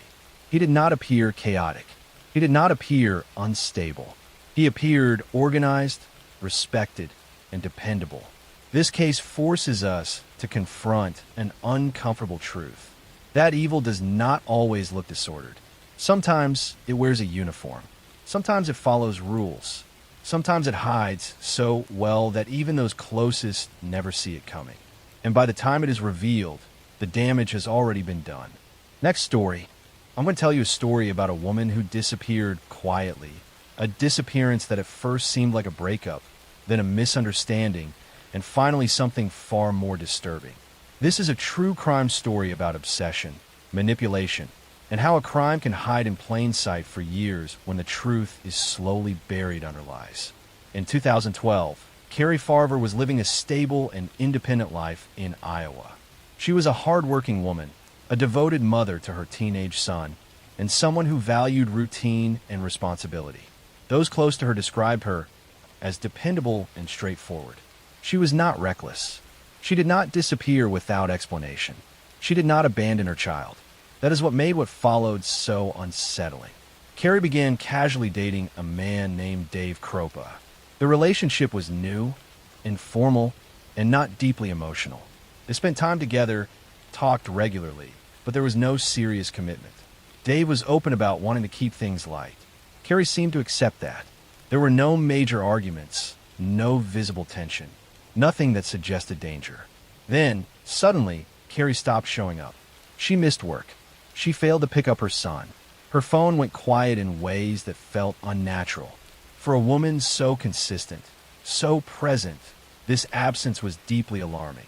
Friends and family reached out, expecting an explanation, but instead, confusion grew. And then something strange happened. Messages began appearing. Carrie, supposedly, was texting friends, family, and co-workers. She claimed she had decided to leave town. She said she wanted a fresh start. She said she no longer wished to be contacted. The tone of these messages felt off. They were colder, shorter, unrecognizable to people who knew her well. Even more confusing, these messages did not stop. For months, then years, messages continued to come from Carrie's accounts. Emails, texts, social media posts. She appeared to be alive, active, and intentionally distant. To the outside world, it looked like a woman who had simply chosen to walk away from her life. But something did not sit right. Her mother knew something was wrong. Carrie loved her son deeply. She would never disappear without ensuring his safety. She would never cut contact completely, and she would never abandon her responsibilities so abruptly. The longer the silence lasted, the more unsettling it became. At the same time, Dave Kropa began experiencing something terrifying. He started receiving threatening messages. Thousands of them. They accused him of betrayal, cruelty, and abandonment. They were obsessive, relentless, and emotionally volatile. Whoever was sending them seemed to know intimate details of his life. His car was vandalized. His home was damaged. His workplace was contacted. The messages appeared to come from Carrie. But the behavior did not match the woman he knew. As time passed, the messages grew darker, more aggressive, more unstable. Dave contacted police multiple times, believing he was being stalked. The assumption was simple. Carrie, heartbroken and angry, had turned obsessive. Years went by. Carrie was still missing, and the messages still continued. What investigators did not realize at first was that this entire narrative had been carefully manufactured. Another woman had entered Dave's life around the same time Carrie disappeared. Her name was Liz Gollier. She appeared supportive, sympathetic, and deeply concerned about the harassment Dave was facing. She positioned herself as an ally, a protector, someone who understood his fear. In reality, Liz was controlling everything. Liz had become obsessed with Dave. When she realized he was seeing Carrie, she made a decision that would destroy multiple lives. Evidence later revealed that Liz murdered Carrie shortly after she disappeared, though Carrie's body has never been found. After killing her, Liz took over her identity. She sent messages pretending to be Carrie. She maintained the illusion for years. She created an entire false digital life, carefully crafting texts and posts to suggest Carrie was alive and deliberately distant. She manipulated friends, family, and police, all while maintaining her own presence as a victim of harassment. Liz even sent threatening messages to herself. She staged attacks. She vandalized her own property. She played both roles, victim and villain, with disturbing commitment. The deception unraveled slowly. Investigators eventually noticed technical inconsistencies. IP addresses overlapped. Writing patterns matched. Phone records revealed impossible timelines. The same device was linked to messages supposedly sent by different people. What once looked like chaos began forming a clear picture. Liz was arrested. During interrogation and trial, the depth of her manipulation became clear. She had spent years maintaining lies, carefully responding to messages as two separate people, sometimes holding conversations with herself. She showed no immediate remorse. Instead, she focused on control, insisting she had been misunderstood. In 2017, Liz Gollier was convicted of first-degree murder and sentenced to life in prison without parole. Carrie Farver was declared legally dead. This story lingers not because of violence alone, but because of how quietly it unfolded. Because for years, the truth existed beneath layers of messages, screens, and false narratives. Because a woman was erased, not just physically, but digitally, rewritten into someone she never was. And because it reminds us that sometimes the most disturbing crimes are not loud. They are patient, they are meticulous, and they hide behind ordinary interactions, waiting for time to do the work of deception. Next story. I'm going to tell you a story about a man who was trusted by parents, respected by politicians, admired by neighbors, and welcomed into homes without hesitation. A man who used smiles, handshakes, and community service to build a disguise so effective that it allowed him to murder again and again while people thanked him for his kindness. This is a true crime story about masks, manipulation, and how evil can hide behind the loudest appearance of normal life. John Wayne Gacy was born in Chicago in 1942 into a household ruled by fear and contradiction. His father was violent, alcoholic, and deeply critical, especially toward John, whom he mocked as weak and worthless. Praise was rare, approval almost non-existent. From a young age, John learned that love was conditional and power came from dominance.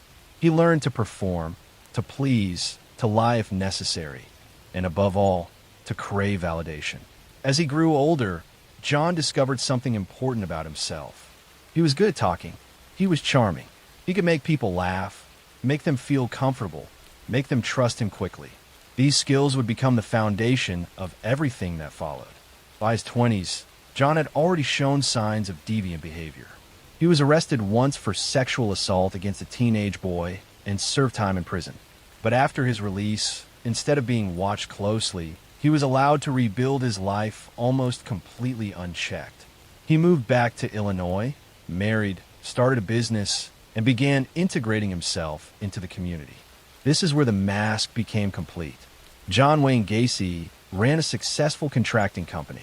He hired teenage boys and young men, often those who needed money or guidance. He paid them. He joked with them. He treated them like friends. Parents trusted him because he seemed responsible. Police trusted him because he was active in civic organizations. Politicians trusted him because he volunteered tirelessly for local events. And then there was the clown. Gacy performed at hospitals and charity events dressed as a clown he called Pogo. Children laughed. Adults smiled. Cameras flashed. The image of a man who brought joy to others became deeply embedded in the public perception of who he was.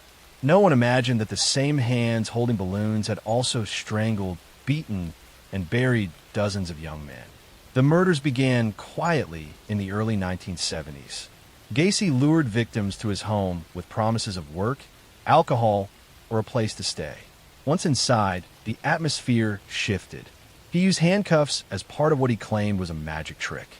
Once restrained, escape became impossible. He tortured and killed his victims slowly, often strangling them, sometimes assaulting them before death.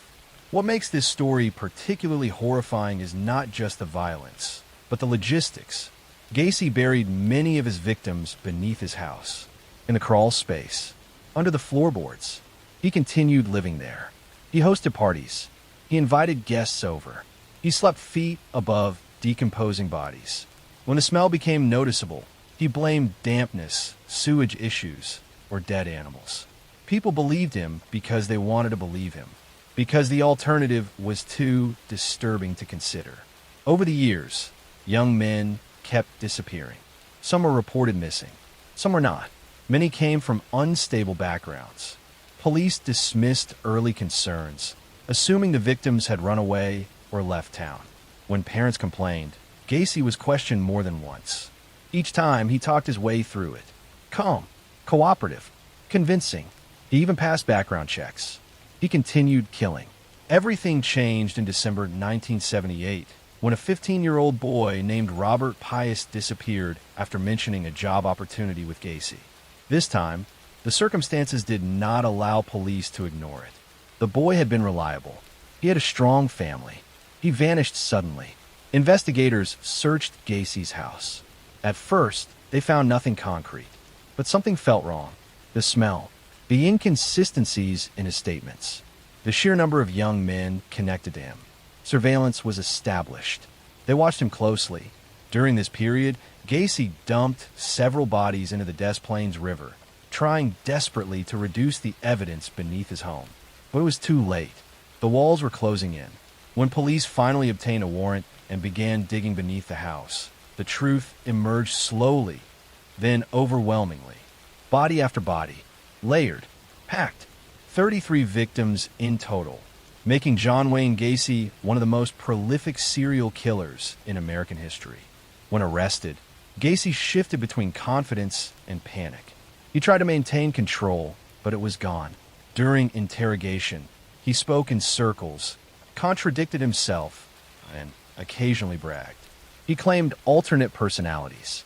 He blamed others. None of it worked. At trial, the evidence was unbearable. Families sat through descriptions of how their sons had been tortured and killed. The jury convicted Gacy of multiple counts of murder. He was sentenced to death. In prison, Gacy continued performing, this time as an artist. He painted clowns. He sold them. He signed them with his name.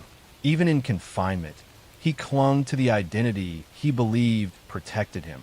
John Wayne Gacy was executed in 1994. This story endures not because of spectacle, but because of betrayal. He was not a shadowy stranger. He was the man parents trusted with their children. He was the neighbor who volunteered. He was the clown who made people laugh.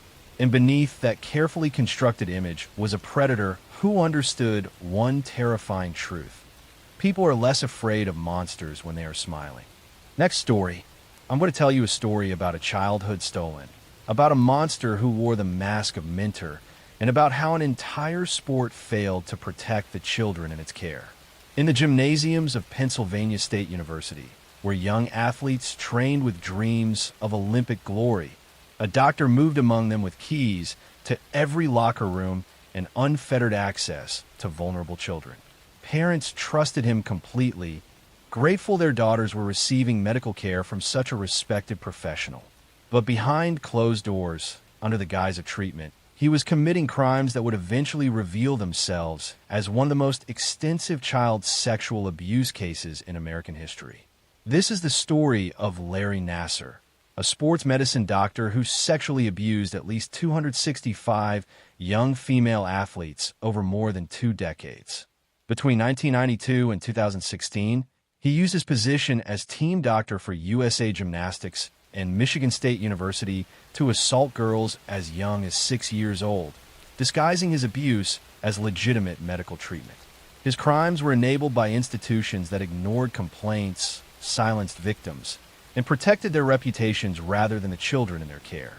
Lawrence Gerard Nassar was born on August 16, 1963, in Farmington Hills, Michigan. He grew up in a middle-class family where education and achievement were valued. His childhood appeared unremarkable, with no obvious signs of the predator he would become. He was intelligent and focused, showing early interest in sports medicine and athletic training. Larry attended Michigan State University, earning undergraduate and graduate degrees in kinesiology before attending medical school. He was drawn to sports medicine, particularly gymnastics, where he saw opportunity to work with elite young athletes. He completed his training and became licensed as an osteopathic physician, gaining credentials that would give him authority and trust. In 1986, while still a student, Larry began working as an athletic trainer for the USA Gymnastics team. He quickly made himself indispensable, volunteering for events, traveling with teams, and building relationships with coaches and officials. He positioned himself as someone dedicated to the athletes, always available, always willing to help. This reputation gave him access and trust that he would exploit for decades. Larry developed a technique he claimed was a legitimate treatment for various athletic injuries, particularly back and hip pain. He called it pelvic floor therapy and told athletes it required internal manipulation. In reality, he was sexually assaulting them, penetrating them with his unloved hands while claiming it was medical treatment. The girls were confused and uncomfortable, but trusted that a doctor knew what he was doing. He would perform these assaults in exam rooms, often with parents present in the room, but positioned so they could not see what his hands were doing beneath a sheet. He would chat casually with parents while assaulting their daughters. His demeanor so professional and relaxed that no one suspected anything inappropriate was happening. Larry targeted young gymnasts who were vulnerable and unlikely to question authority. These were girls who had been trained from early childhood to obey coaches and medical staff without question, to push through pain and discomfort, to trust that adults in positions of authority had their best interests at heart. Their conditioning made them perfect victims for someone who understood how to exploit that trust. Over 2 decades, Larry assaulted hundreds of girls. Some were Olympic medalists, elite athletes whose names the world knew. Most were young gymnasts training at local clubs, girls with Olympic dreams who trusted that the national team doctor was providing them with the best care possible. He assaulted them at competitions, at training camps, at his office at Michigan State University, and even at his home where parents would bring their daughters for treatment. Reports of Larry's abuse began surfacing as early as the 1990s, but they were consistently dismissed or ignored. Young athletes complained to coaches, to USA Gymnastics officials, to Michigan State administrators. Each time, the institutions chose to protect Larry rather than investigate the claims. Officials told victims they were misunderstanding legitimate medical treatment. Some were warned that speaking out would damage their careers and the sport they loved. In 2004, a young gymnast reported Larry's abuse to Michigan State University police. An investigation was conducted but closed without charges. Larry was allowed to continue practicing. In 2014, another athlete filed a complaint with the university. Again, an investigation concluded that Larry's techniques were legitimate medical procedures. The institution sided with the doctor rather than the victim. The breakthrough came in 2016 when former gymnast Rachel Denhollander went public with detailed accusations against Larry. Her willingness to speak openly, using her real name, and providing specific accounts gave other victims courage to come forward. Within months, dozens and then hundreds of women and girls reported that Larry had assaulted them during supposed medical treatments. Investigations by police and journalists revealed the staggering scope of Larry's crimes and the systematic failures by USA Gymnastics and Michigan State University to protect children in their care. Internal documents showed that officials had received numerous complaints over decades, but had taken no meaningful action to stop Larry or protect future victims. Larry Nassar was arrested in December 2016 on child pornography charges. As the investigation expanded, he was charged with multiple counts of criminal sexual conduct spanning decades. Faced with overwhelming evidence from hundreds of victims, he eventually pleaded guilty to avoid trial. His sentencing hearings in January 2018 became historic moments. Over 7 days, 156 victims gave impact statements describing how Larry's abuse had affected their lives. Olympic champions like Ali Raisman, Michaela Maroney, and Simone Biles spoke publicly about being abused by the doctor they had trusted. Judge Rosemary Aquilina allowed every victim who wanted to speak the opportunity to confront Larry. Larry Nassar was sentenced to 40 to 175 years in prison for criminal sexual conduct, in addition to a 60-year federal sentence for child pornography. He will die in prison. During sentencing, Judge Aquilina told him he had just signed his own death warrant. The fallout from a Nassar case was extensive. USA Gymnastics filed for bankruptcy under the weight of lawsuits. The entire USA Gymnastics board resigned. Michigan State University paid $500 million to settle claims from victims. Officials who had dismissed or ignored complaints faced criminal charges for their failures. Larry's case exposed how institutions prioritize reputation over child safety, how predators exploit positions of trust and authority, and how children in elite sports can be particularly vulnerable to abuse because they have been conditioned to endure pain and obey authority figures without question. The survivors of Larry Nassar's abuse have become advocates for changing how institutions handle allegations of abuse and for protecting children in sports. Next story. I'm going to tell you a story about madness disguised as mission, about a man who believed himself beyond judgment, and about how obsession with purity can transform into the purest form of evil. In the grimy streets of London's Whitechapel district during the autumn of 1888, where poverty crushed souls and women sold their bodies to survive another day, a killer was stalking the fog-shrouded alleys. He targeted prostitutes, women society had already discarded, and he mutilated them with surgical precision that suggested medical knowledge. His identity remained unknown, his motives a mystery, and his crime sparked a media frenzy that made him the world's first celebrity serial killer. This is the story of Jack the Ripper, though his true identity has never been definitively proven. Between August and November 1888, he murdered at least 5 women in London's East End, though some investigators believe he killed more. He would approach them in the early morning hours, quickly slash their throats, then mutilate their bodies with a knife, removing organs with skill that suggested anatomical knowledge. He sent taunting letters to police and newspapers, claiming responsibility and promising more murders. Then he vanished, never caught, leaving behind only questions and a legend that has endured for over a century. The canonical 5 victims, those definitively attributed to the Ripper, were Marion Nichols, Annie Chapman, Elizabeth Stride, Catherine Eddowes, and Mary Jane Kelly. All were impoverished women in their 40s who worked as prostitutes in Whitechapel, one of London's most desperate slums. They lived in doss houses, drinking away what little money they earned, trapped in cycles of poverty and addiction with no hope of escape.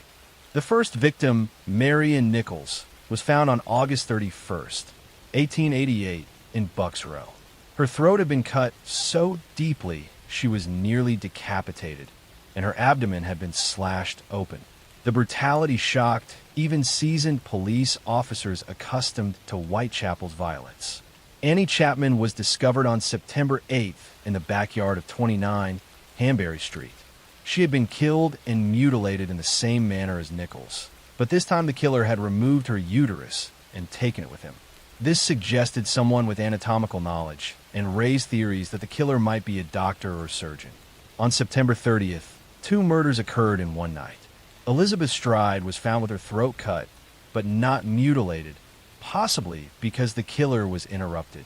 Less than an hour later, Catherine Eddowes was discovered in Mitre Square, murdered and extensively mutilated. Her kidney had been removed. This double murder created panic throughout London.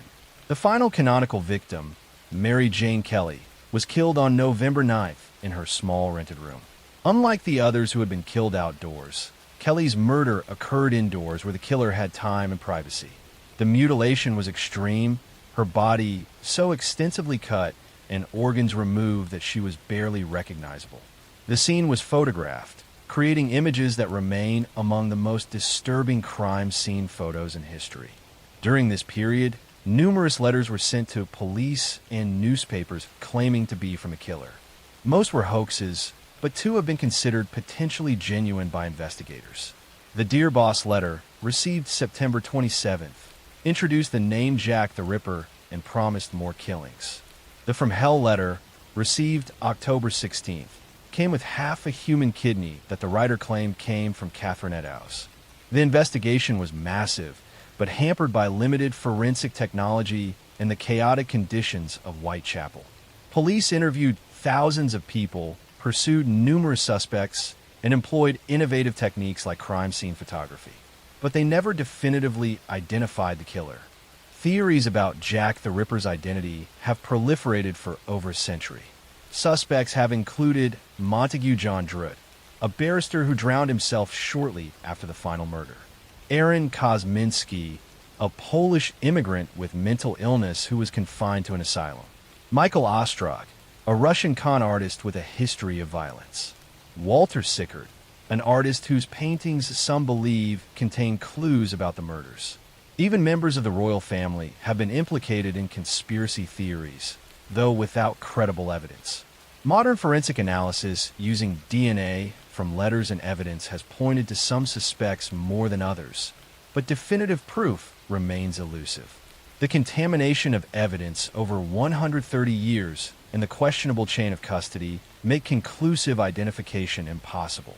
What makes Jack the Ripper significant beyond the murders themselves is his cultural impact. He became the prototype for the serial killer in popular imagination, the mysterious figure who kills without clear motive and eludes capture. The Victorian press sensationalized the crimes, creating a media circus that amplified fear throughout London and captured international attention. The murders also exposed the desperate conditions in London's East End, where poverty forced women into prostitution and made them vulnerable to violence.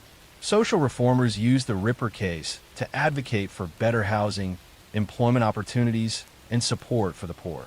The victims, who had lived and died in obscurity, became symbols of society's failure to protect its most vulnerable members. The Ripper's surgical skill and apparent anatomical knowledge sparked theories he was a doctor, leading to distrust of medical professionals in Whitechapel. His ability to disappear after murders in crowded areas suggested someone who belonged in the neighborhood, who could blend in rather than stand out as suspicious. Some historians believe Jack the Ripper stopped killing because he died, was imprisoned for another crime, or was institutionalized in an asylum. Others think he may have emigrated or simply stopped for reasons unknown. The abrupt end to the murder series remains as mysterious as the killer's identity. The 5 canonical victims are now more famous in death than they ever were in life. Mary Ann Nichols, Annie Chapman, Elizabeth Stride, Catherine Eddowes, and Mary Jane Kelly have been studied extensively, their lives examined for clues about why they were targeted and what they might reveal about their killer. The Jack the Ripper case remains unsolved, one of history's most infamous cold cases. The killer's identity is likely lost to time, but his crimes change how society viewed serial murder and how media covered violent crime. He transformed from a real killer into a legend, a symbol of Victorian-era fears about modernity, urbanization, and the darkness lurking in city streets. The women he killed deserve to be remembered not just as victims, but as individuals who lived difficult lives in impossible circumstances, who were let down by society before they were destroyed by a madman. Their deaths exposed the brutal realities of poverty and inspired reforms that helped others, though the changes came too late to save them. Jack the Ripper vanished into history, but his shadow stretches across more than a century, a reminder that some evil escapes justice and some questions remain forever unanswered, leaving only victims, mysteries, and a haunting knowledge that a killer once walked London's streets and was never caught. Next story. I'm going to tell you a story about a teacher who betrayed her students, about innocence exploited in the cruelest way, and about how those entrusted with protecting children can sometimes be the very ones who destroy them. In the classrooms of Seattle, Washington, where children should have been learning and growing in safety, a sixth-grade teacher was grooming one of her 12-year-old students for a relationship that would shock the nation. She presented herself as a dedicated educator, young and enthusiastic about teaching, but she was systematically manipulating a vulnerable boy, crossing boundaries that should have been sacred, transforming a position of trust into an instrument of abuse. This is the story of Mary Kay Letourneau, a 34-year-old elementary school teacher who in 1996 began a sexual relationship with her 12-year-old student Billy Foileau. She became pregnant with a child while he was still in 6th grade, was arrested and convicted of child rape, then violated her parole to continue the relationship, becoming pregnant again. She served 7 years in prison and after her release, shockingly married her victim when he turned 18. Their relationship lasted until her death in 2020, but it began as child sexual abuse that was romanticized by media coverage that should have called it what it was, a crime. Mary Catherine Schmitz was born on January 30th, 1962, in Tustin, California. She came from a prominent Catholic family. Her father was a politician who served in the U.S. House of Representatives, and her mother was a fervent anti-abortion activist. Mary Kay grew up in an environment of rigid religious values and public scrutiny, where appearance and reputation mattered above all else. Despite the outward respectability, Mary Kay's childhood was troubled.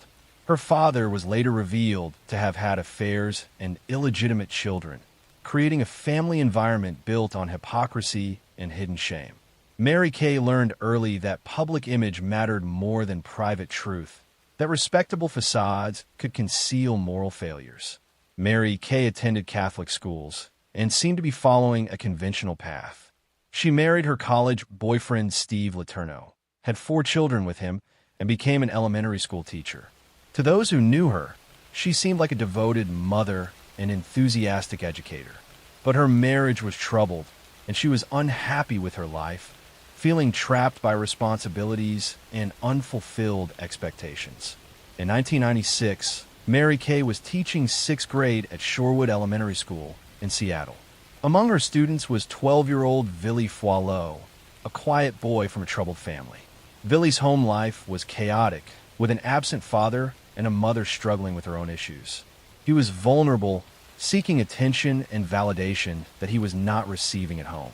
Mary Kay began paying special attention to Billy, praising his artwork and spending time with him after school.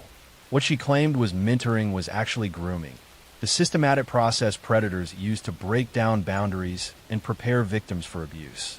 She isolated him from other students, created situations where they would be alone together, and convinced him that their relationship was special and unique. By summer 1996, Mary Kay and Billy were having sexual contact. She was a 34-year-old married mother of 4. He was a 12-year-old child who could not legally consent to any sexual activity with an adult. The relationship was statutory rape under Washington law, a crime that recognized children cannot consent to sex with adults regardless of what they might say or believe. Mary Kay became pregnant with Billy's child in late 1996. When she gave birth in May 1997, the situation could no longer be hidden. Police were notified and began investigating. Mary Kay was arrested and charged with 2 counts of second-degree child rape. During her trial, Mary Kay claimed she was in love with Billy and that their relationship was consensual. Her attorneys attempted to portray it as a love story rather than abuse. But prosecutors argued correctly that a 12-year-old cannot consent to sex with an adult, that the power imbalance between teacher and student made consent impossible, and that Mary Kay had exploited her position of authority to sexually abuse a child in her care. Mary Kay pleaded guilty to 2 counts of second-degree child rape in August 1997. She was sentenced to 7.5 years in prison, but the judge suspended all but 6 months on the condition that she have no contact with Villy. She was released in January 1998 with strict orders to stay away from her victim. Within weeks of her release, Mary Kay violated her parole by meeting with Villy. Police found them together in a car in February 1998. She was immediately arrested and sent back to prison to serve her full sentence. She was also pregnant again with Villy's second child, conceived during her brief period of freedom. Mary Kay served 7 years in prison, giving birth to her second daughter by Villy while incarcerated. During this time, media coverage of the case was disturbing in how it romanticized the relationship. Some outlets portrayed it as a forbidden love story rather than what it was, an adult sexually abusing a child. This coverage minimized the crime and normalized predatory behavior when the perpetrator was an attractive woman and the victim was a boy. Mary Kay was released from prison in 2004 when Villy was 21 years old. Shockingly, the two resumed their relationship and married in 2005. They stayed together for 15 years, raising their 2 daughters. To some, this seemed to validate the relationship, proof that it was genuine love rather than abuse. But psychologists and child protection advocates argued that Villy had been groomed from such a young age that his perception of the relationship was fundamentally warped by the abuse. Mary Kay Letourneau died of cancer on July 6, 2020, at age 58. Villy separated from her before her death, finally gaining distance from the woman who had abused him as a child. In interviews after her death, he acknowledged the relationship had been inappropriate and that he had been victimized, though he struggled to fully process and articulate the abuse he had experienced. The Mary Kay Letourneau case exposed serious double standards in how society views sexual abuse. When male teachers abuse female students, they are rightfully called predators and pedophiles. But when female teachers abuse male students, the crimes are often minimized with language like affair or relationship, as if a child can have an affair with an adult. The case also revealed how victims of abuse can be so thoroughly groomed that they defend their abusers and even continue relationships with them into adulthood. This does not make the abuse less real or less damaging. It demonstrates how profoundly predators can warp their victims' understanding of healthy relationships. Mary Kay Letourneau was not a romantic figure or a woman who fell in love inappropriately. She was a child predator who used her position of authority to sexually abuse a vulnerable 12-year-old boy, destroyed his childhood, and warped his development so thoroughly that he could not escape her influence even as an adult. Her story is not a love story. It is a crime story about a teacher who betrayed every principle of her profession and a system that failed to protect a child from his abuser. Next story, I'm going to tell you a story about ambition twisted into violence, about a woman who wanted fame at any cost, and about how desperation for recognition can transform into murderous rage. In the glittering world of professional figure skating, where athletes dedicate their lives to perfection and competition is fierce, a rivalry was escalating beyond normal bounds. 2 skaters were competing for spots on the 1994 U.S. Olympic team, but one was willing to cross lines that should never be crossed to eliminate her competition. What followed would become one of the most infamous attacks in sports history. This is the story of Tanya Harding and the attack on Nancy Kerrigan. On January 6, 1994, as Nancy practiced at a skating rink in Detroit, a man approached her after she left the ice and struck her knee with a metal baton. The attack was designed to injure her badly enough to force her withdrawal from the upcoming national championships and Olympic trials. The assailant was hired by Tanya's ex-husband Jeff Gillooly and her bodyguard Sean Eckhart, and evidence suggested Tanya knew about and approved the plan.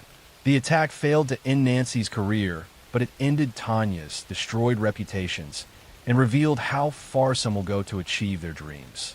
Tanya Maxine Harding was born on November 12, 1970, in Portland, Oregon. Her childhood was marked by poverty and abuse that shaped her aggressive, combative personality. Her mother, Lavana, was brutal, physically and emotionally abusing Tanya throughout her childhood. She would beat her daughter, mock her appearance, and push her relentlessly in skating while never offering praise or affection. Tanya's family was poor, struggling to afford skating lessons and equipment. This made her an outsider in the elite world of figure skating, where most competitors came from wealthy families who could afford the best coaches and training. Tanya wore homemade costumes while her competitors wore expensive designer outfits. She felt judged and dismissed by skating officials who valued elegance and refinement, qualities Tanya's rough background had not provided. But Tanya had undeniable athletic ability. She was powerful and aggressive, landing jumps other female skaters could not. In 1991, she became the first American woman to land a triple axel in competition, a feat requiring tremendous strength and technical skill. This should have made her a star, but judges consistently scored her lower than competitors with more polished presentations. Tanya's personal life was chaotic. She married Jeff Gillooly when she was 19, beginning a volatile relationship marked by domestic violence. Jeff was controlling and abusive, and Tanya was trapped in a cycle she did not know how to escape. The abuse she had experienced from her mother had normalized violence in relationships. By 1993, Tanya's skating career was declining. She was 23, old for a figure skater, and her technical skills were offset by presentation scores that judges kept artificially low. Meanwhile, Nancy Kerrigan was emerging as America's skating sweetheart. Nancy was elegant, beautiful, and came from a working-class background that made her relatable. She was everything Tanya was not, and she was winning. Tanya became obsessed with Nancy, seeing her as the obstacle between herself and Olympic glory. In Tanya's mind, if Nancy were eliminated, she would make the Olympic team and finally receive the recognition she deserved. This obsession transformed into a conspiracy to injure Nancy badly enough to force her withdrawal from competition. Tanya's ex-husband Jeff and her bodyguard Sean began planning the attack in late 1993. They hired Shane Stant to carry out the assault and Derek Smith to drive the getaway car. The plan was crude but effective. Wait for Nancy to finish practice, approach her when she was vulnerable, and strike her knee hard enough to cause serious injury. On January 6, 1994, at the Cobo Arena in Detroit, Shane Stant waited for Nancy to finish practicing. As she walked through a corridor talking to her father, Shane rushed up and struck her right knee with a metal baton. He fled before anyone could stop him. Nancy collapsed, crying in pain and confusion, repeatedly asking why someone would do this to her. The attack made international headlines immediately. Nancy was America's sweetheart, and the brutal assault shocked the sports world. Investigators began working to identify the assailant and determine if this was a random attack or something more sinister. Within days, the conspiracy unraveled. Sean Eckhart, Tanya's bodyguard, began talking to people about his involvement, unable to resist bragging about the crime. Investigators traced phone records connecting Tanya's camp to the attacker. Jeff, Sean, Shane, and Derek were all arrested and confessed, each implicating the others. The question became, what did Tanya know and when did she know it? Evidence suggested she knew about the attack beforehand and may have helped plan it, though she denied this. After the attack, she definitely knew who was responsible, but said nothing to authorities, making her complicit even if she had not initiated the plan. Nancy recovered more quickly than expected. Her knee was bruised, but not permanently damaged. She competed at the national championships in February and placed second. Tanya won the event, but the victory was overshadowed by the investigation.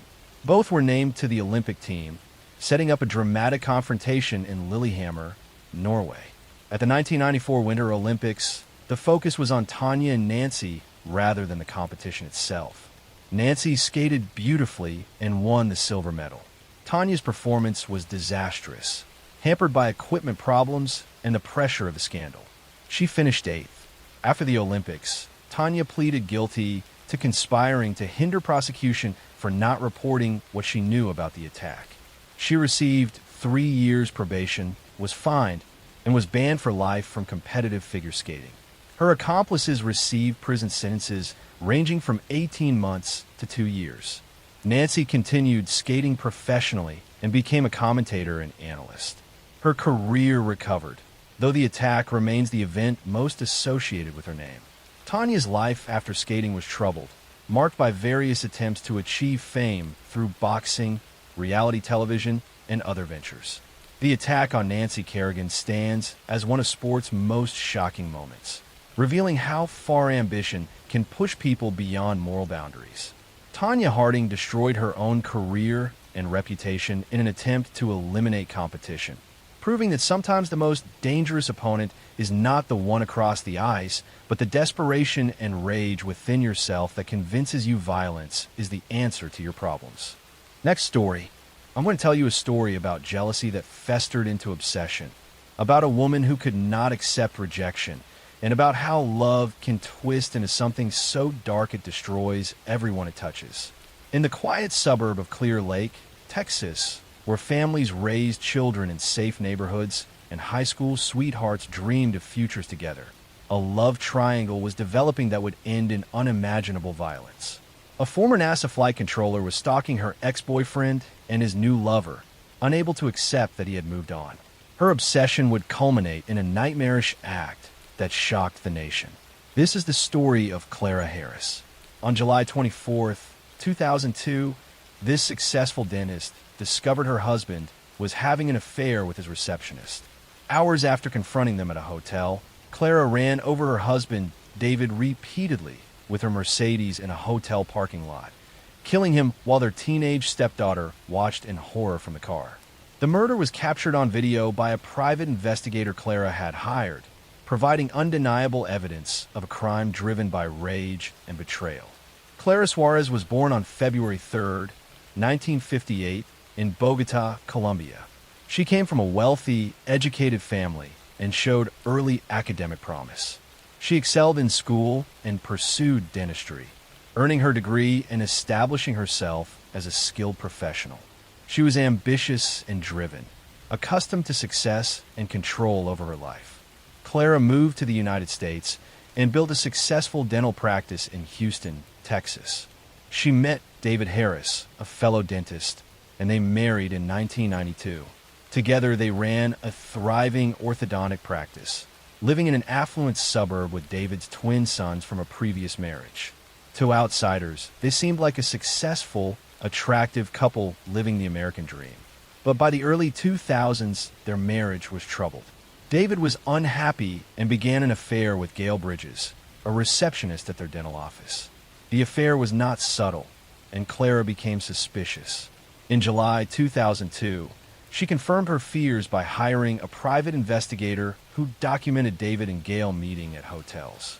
On July 24th, 2002, Clara and her stepdaughter Lindsay followed the private investigator to the Nassau Bay Hilton where David was meeting Gail. Clara confronted them in the hotel lobby, creating a scene. Hotel staff intervened and asked everyone to leave. David and Gail went to the parking lot. What happened next was captured on video by the private investigator's camera. Clara got into her silver Mercedes with Lindsay in the passenger seat. She spotted David and Gail in the parking lot and accelerated toward them. David pushed Gail out of the way, saving her, but Clara struck him with the car, knocking him down. Then Clara did something that transformed an act of rage into calculated murder. She circled the parking lot and ran over David's body again and again.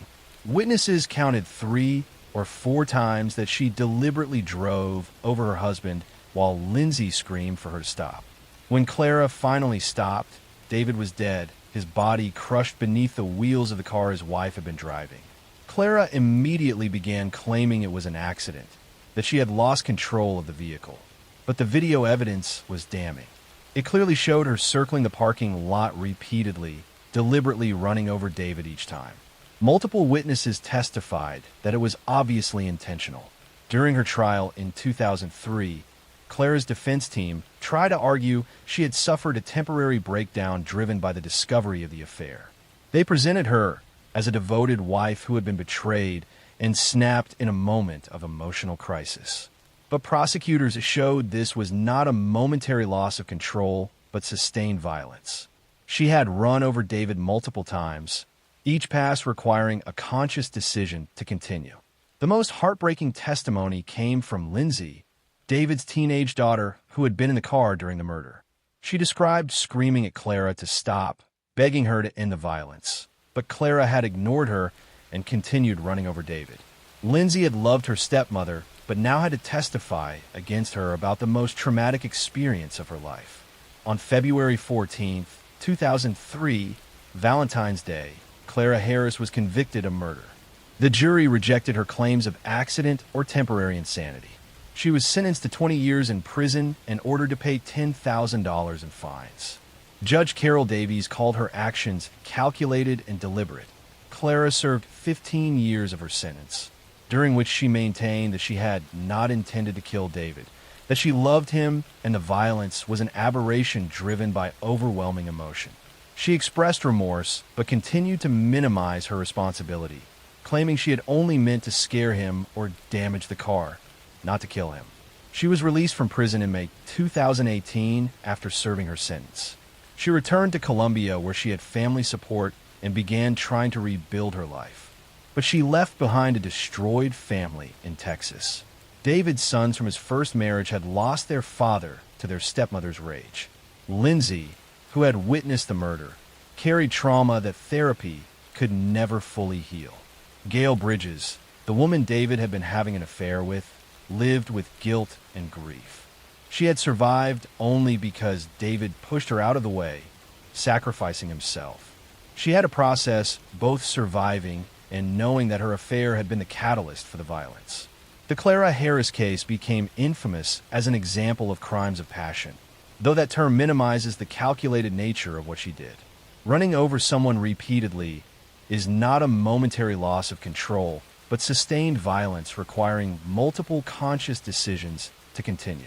It revealed how betrayal and humiliation can drive even successful, educated people to commit acts they would have considered unthinkable before jealousy consumed them. Clara had built a life of success and respectability, but when faced with rejection and infidelity, she chose violence over walking away, destroying everything she had built and taking the life of the man she claimed to love. The video of the murder, shown repeatedly during trial and news coverage, became one of the most disturbing pieces of evidence in a crime driven by the oldest motive in human history. If I cannot have you, no one will. David Harris died in a hotel parking lot, crushed under the wheels of a car driven by the woman he had married, betrayed, and underestimated in the most fatal way possible. Next story.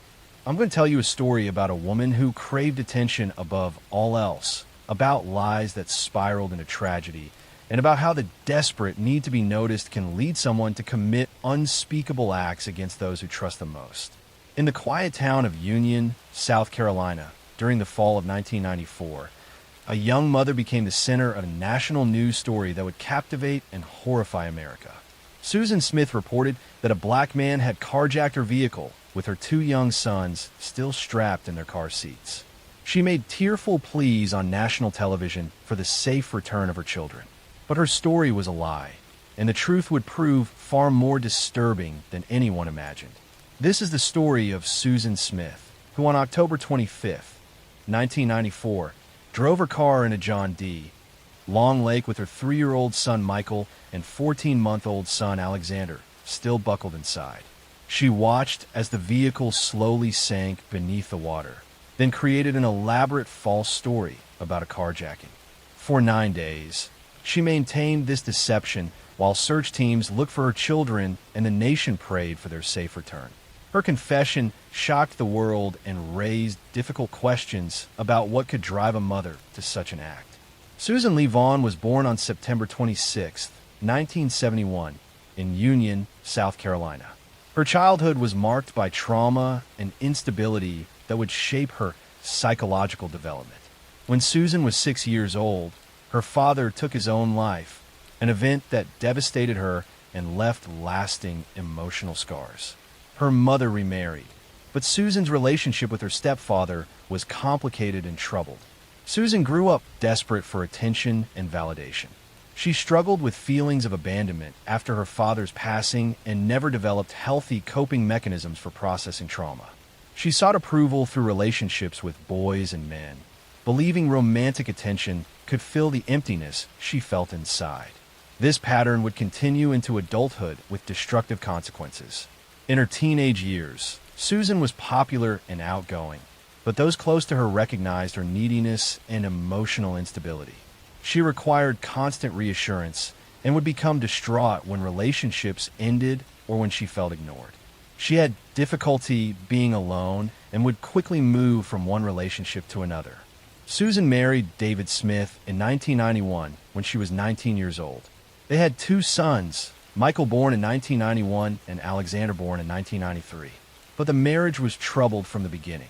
Susan and David fought frequently, separated multiple times, and were in the process of divorcing when the tragedy occurred. By 1994, Susan was involved with Tom Finley, the son of her employer at a local business. She was infatuated with Tom and believed he represented her chance at a better life. But Tom made it clear he was not interested in a serious relationship, particularly not with someone who had children. He wrote Susan a letter breaking off their relationship, specifically mentioning that he did not want the responsibility of children. This rejection devastated Susan. In her distorted thinking, she began to believe that her children were obstacles preventing her from having the relationship and life she wanted. Rather than accepting that Tom was simply not interested in a committed relationship, she convinced herself that if she did not have children, he would want to be with her. On the evening of October 25th, 1994, Susan strapped her two sons into their car seats in her Mazda Protege and drove to John D. Long Lake, a remote body of water near Union. She released the parking brake and allowed the car to roll down a boat ramp into the lake. She stood on the shore and watched as the vehicle slowly sank beneath the surface with her children trapped inside. Michael and Alexander were conscious as the water entered the car. The vehicle took 6 minutes to fully submerge, meaning the children were aware and terrified during their final moments. This detail would later become one of the most haunting aspects of the case. After watching her children drown, Susan drove to a nearby home and claimed she had been carjacked by a black man who had taken her car with the children inside. She provided a detailed description of her supposed attacker, and law enforcement immediately began searching for the vehicle and the children, while also looking for a suspect matching her description. Susan appeared on national television, making tearful pleas for her children's safe return. She was interviewed repeatedly, always maintaining her story about the carjacking. The black community in Union was subjected to increased scrutiny and racial profiling based on Susan's false accusation, adding another layer of harm to her deception. But investigators were suspicious from the beginning. Susan's story had inconsistencies, and her behavior seemed raw. She showed emotion during press conferences, but seemed able to turn it on and off. Details of her account did not match the physical evidence or timeline. As pressure mounted, Susan's story began to change and contradict itself. On November 3rd, 1994, 9 days after the children disappeared, Susan confessed to investigators. She admitted she had allowed the car to roll into the lake with her sons inside. She claimed she had intended to go into the water with them, but had gotten out at the last moment. She said she never meant to hurt her children and that she was not in her right mind. The confession led investigators to John D. Long Lake, where divers recovered the vehicle with the bodies of Michael and Alexander still strapped in their car seats. The recovery was broadcast on national television, and the images of the car being pulled from the water became seared into the national consciousness. Susan Smith was charged with 2 counts of taking a life. Her trial in July 1995 was watched by millions. The prosecution argued she had deliberately ended her children's lives because they were obstacles to the relationship she wanted with Tom Finley. They presented evidence, including the letter from Tom, mentioning he did not want children. The defense argued Susan was mentally ill, suffering from depression and suicidal thoughts, and that her actions were the result of psychological breakdown rather than calculated intent. They presented evidence of her traumatic childhood and mental health struggles. The jury convicted Susan Smith on both counts, but rejected the death penalty, instead sentencing her to life in prison with the possibility of parole after 30 years. The decision to spare her life was controversial, with some believing she deserved the ultimate punishment for her crimes. Susan Smith remains imprisoned in South Carolina. She will be eligible for parole in 2024 after serving 30 years. She has given occasional interviews from prison where she has expressed remorse, though many question the sincerity of her statements. Her case became a national conversation about mental health, the pressures faced by young mothers, and how desperation for romantic relationships can lead to tragedy. It also highlighted the harm caused by her false accusation against a black man, which fueled racial tensions and stereotypes. The images of Susan Smith on television pleading for her children's return while knowing they were already gone remain some of the most chilling moments in true crime history. A reminder that sometimes the greatest danger comes not from strangers, but from those who should love and protect us most. I'm going to tell you a story about greed disguised as care, about a man who exploited the most vulnerable, and about how trust placed in medical professionals can become a weapon in the wrong hands. In the healthcare facilities of Ohio and Kentucky during the 1980s, a respiratory therapist was moving quietly through intensive care units in the early morning hours. He was trusted, credentialed, and seemed dedicated to his work. But Donald Harvey was using his access to vulnerable patients to commit crimes that would eventually earn him the grim title of one of America's most prolific medical murderers. This is the story of Donald Harvey, who between 1970 and 1987 ended the lives of at least 37 patients in his care, though he confessed to 87 cases across multiple hospitals. He used various methods, including administering toxic substances, tampering with medical equipment, and introducing contaminants into feeding tubes. His crimes went undetected for 17 years as he moved between facilities, his victims' passings attributed to their underlying medical conditions. His capture in 1987 exposed catastrophic failures in hospital oversight and patient safety protocols. Donald Harvey was born on April 15, 1952, in Butler County, Ohio. His childhood was troubled, marked by alleged abuse that he later claimed shaped his psychology. He struggled in school and had difficulty maintaining relationships. He was quiet and withdrawn, showing little emotion or connection to others around him. Harvey dropped out of high school and joined the Air Force, but his military career was brief. He received a medical discharge after attempting self-harm and showing signs of psychological distress. He returned to Ohio and drifted through various jobs before finding work in healthcare, first as an orderly and later training as a respiratory therapist. Harvey began working at Marymount Hospital in Kentucky in 1970 when he was just 18 years old. Within months of starting this job, patients began experiencing unexpected complications and passings. Harvey later confessed that he ended the lives of at least 15 patients during his time at Marymount, using various methods including smothering and introducing substances into their systems. His stated motivation varied. Sometimes he claimed he was providing mercy to suffering patients. Other times he admitted he killed because patients were difficult or because he was bored. Psychological evaluations would later reveal he derived satisfaction from having power over life and situations, and that he showed classic signs of severe personality disorders. Harvey moved to Cincinnati and found work at the VA Medical Center, where he worked from 1975 to 1985. During this decade, he continued his pattern, ending the lives of numerous patients. He became more sophisticated in his methods, using substances that were difficult to detect and varying his approaches to avoid pattern recognition. He administered cyanide, arsenic, and other toxic materials. He tampered with medical equipment and contaminated feeding systems. The victims were primarily elderly veterans receiving care for serious medical conditions. When they experienced complications or passed away, staff attributed it to their underlying health problems. Harvey was careful to target patients whose conditions made sudden decline plausible. He kept detailed mental records of his activities, but left no written evidence that might incriminate him. Hospital staff never suspected Harvey during his decade at the VA facility. He was seen as a competent, reliable employee who showed up for shifts and did his work. He was quiet and unremarkable, the kind of person who blended into the background. This invisibility allowed him to continue his activities undetected year after year. In 1985, Harvey moved to Drake Hospital in Cincinnati, where he worked in the cardiac care unit.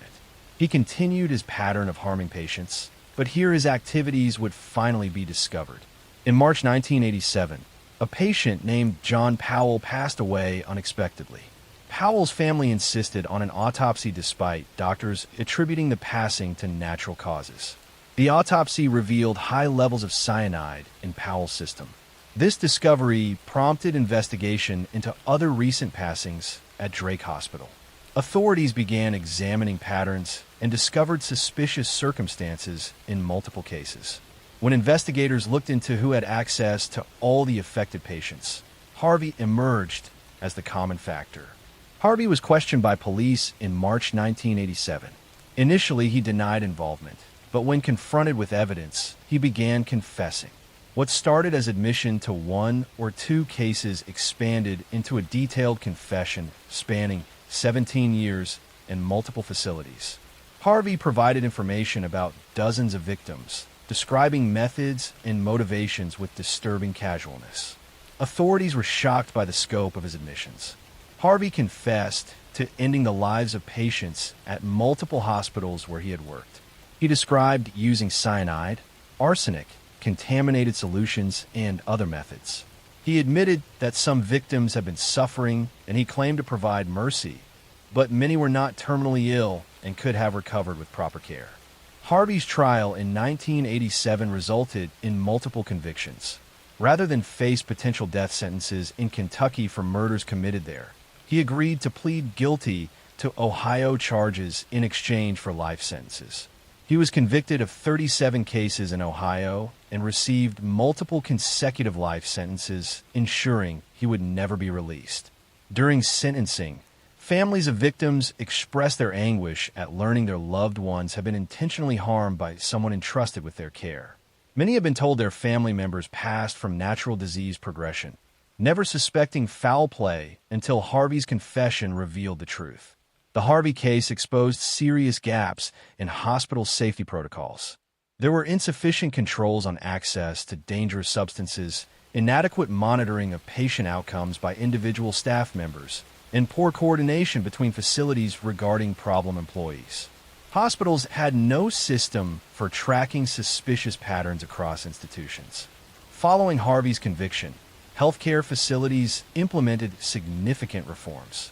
These included better medication security, enhanced monitoring of patient outcomes, systematic review of unexpected complications, and databases to track concerning patterns across multiple employers.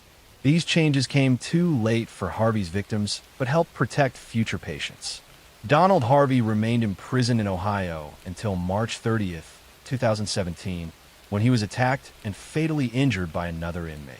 He was 64 years old. He had spent 30 years in prison, longer than his 17-year career as a healthcare worker who betrayed every principle of his profession.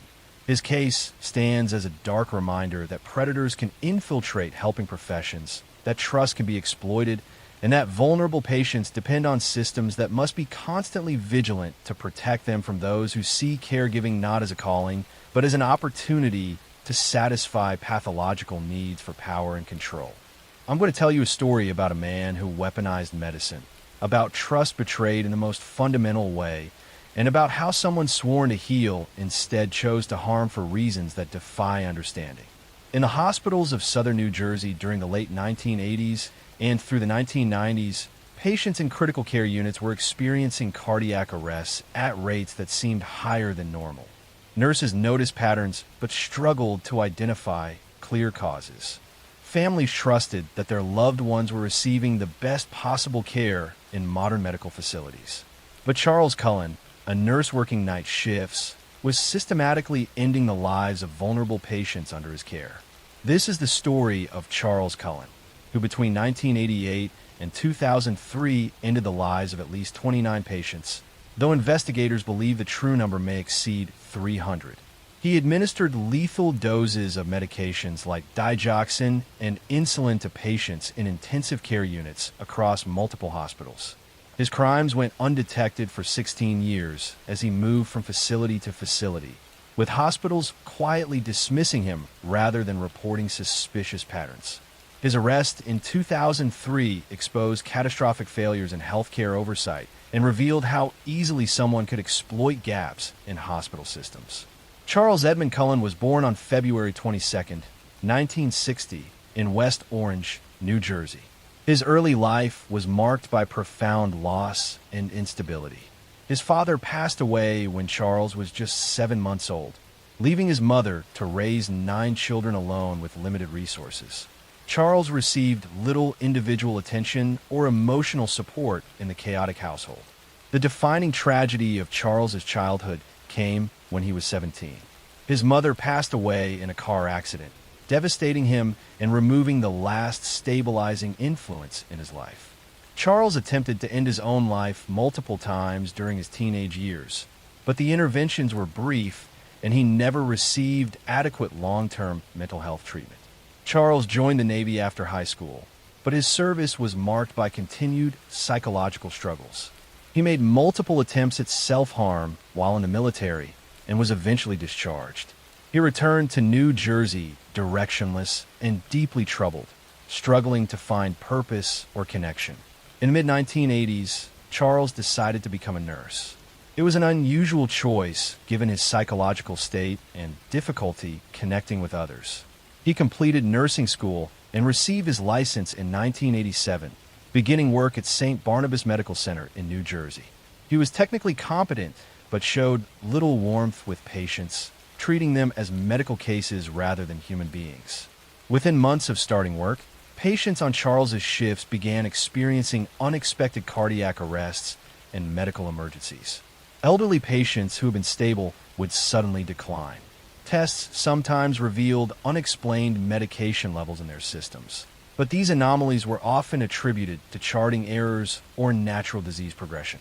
Charles's method was consistent throughout his career.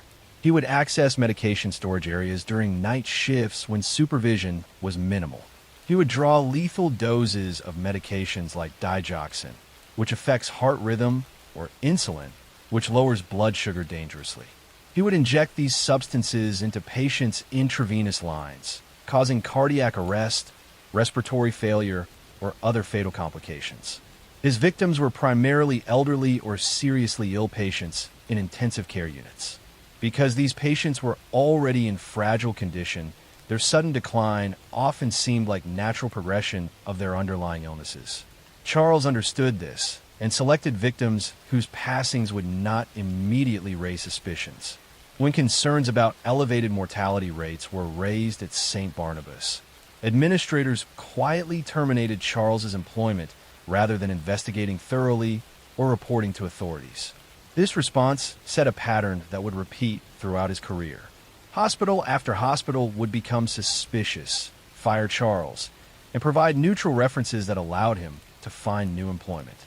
Between 1988 and 2003, Charles worked at 9 different healthcare facilities in New Jersey and Pennsylvania. Each time, mortality rates increased on his shifts. Each time, he was eventually dismissed under suspicious circumstances. Each time, he immediately found work at another hospital because no one reported concerns to state licensing boards or law enforcement. The breakthrough came in 2003 at Somerset Medical Center in New Jersey. Several nurses noticed that patients were experiencing cardiac arrests at unusual rates when Charles worked, and that medication access records showed irregularities. Rather than simply firing Charles, these nurses reported their concerns directly to authorities when hospital administration seemed slow to act. Investigators obtained medication access records showing Charles had been accessing drugs far more frequently than his patient assignments required. Toxicology tests on recently deceased patients revealed lethal levels of digoxin and other medications. The evidence was overwhelming. Charles Cullen was arrested on December 12, 2003. During interrogation, he eventually confessed to ending the lives of patients at multiple hospitals over 16 years. He admitted to at least 40 incidents, but investigators believe the true number is much higher. Many potential victims have been cremated or buried long ago, making it impossible to obtain evidence. When asked why he harmed patients, Charles gave vague explanations about ending suffering. But evidence showed many of his victims were not terminally ill and were expected to recover.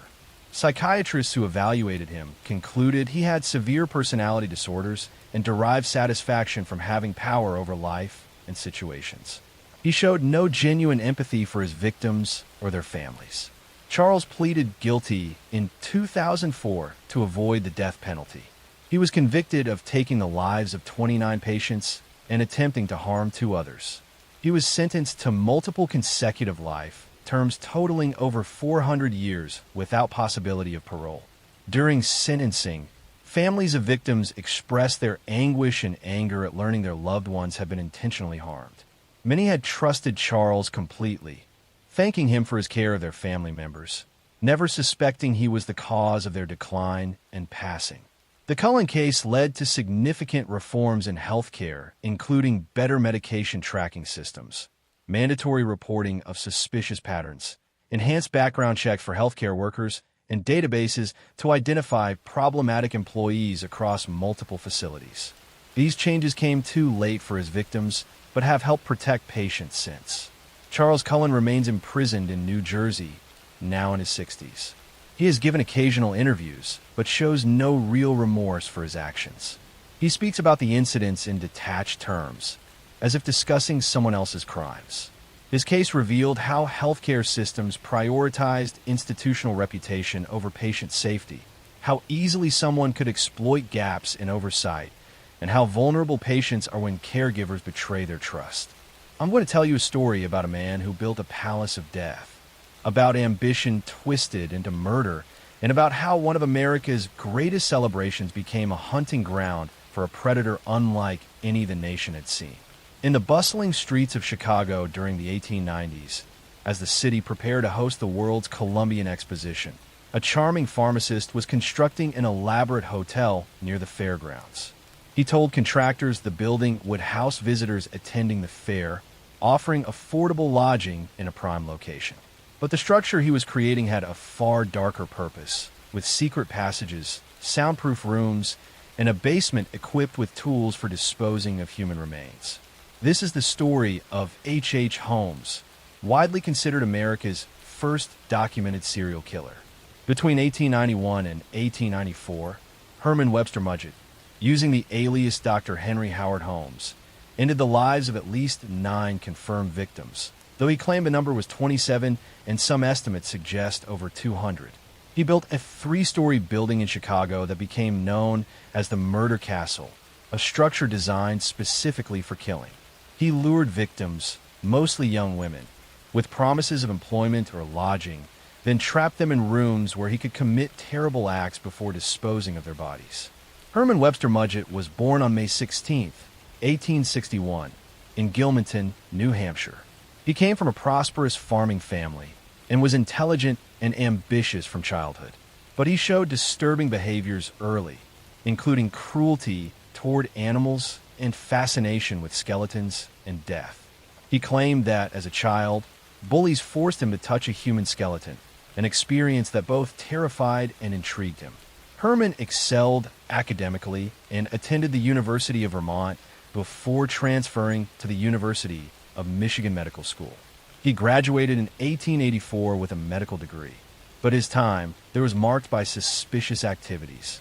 He was accused of stealing bodies from the medical school laboratory, taking out insurance policies on them, disfiguring them to prevent identification, and claiming they had died in accidents to collect the insurance money. After medical school, Herman moved frequently, leaving behind unpaid debts and suspicious circumstances wherever he went.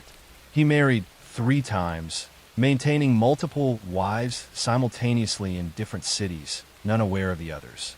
He had children, but showed no interest in being a father, abandoning families when convenient.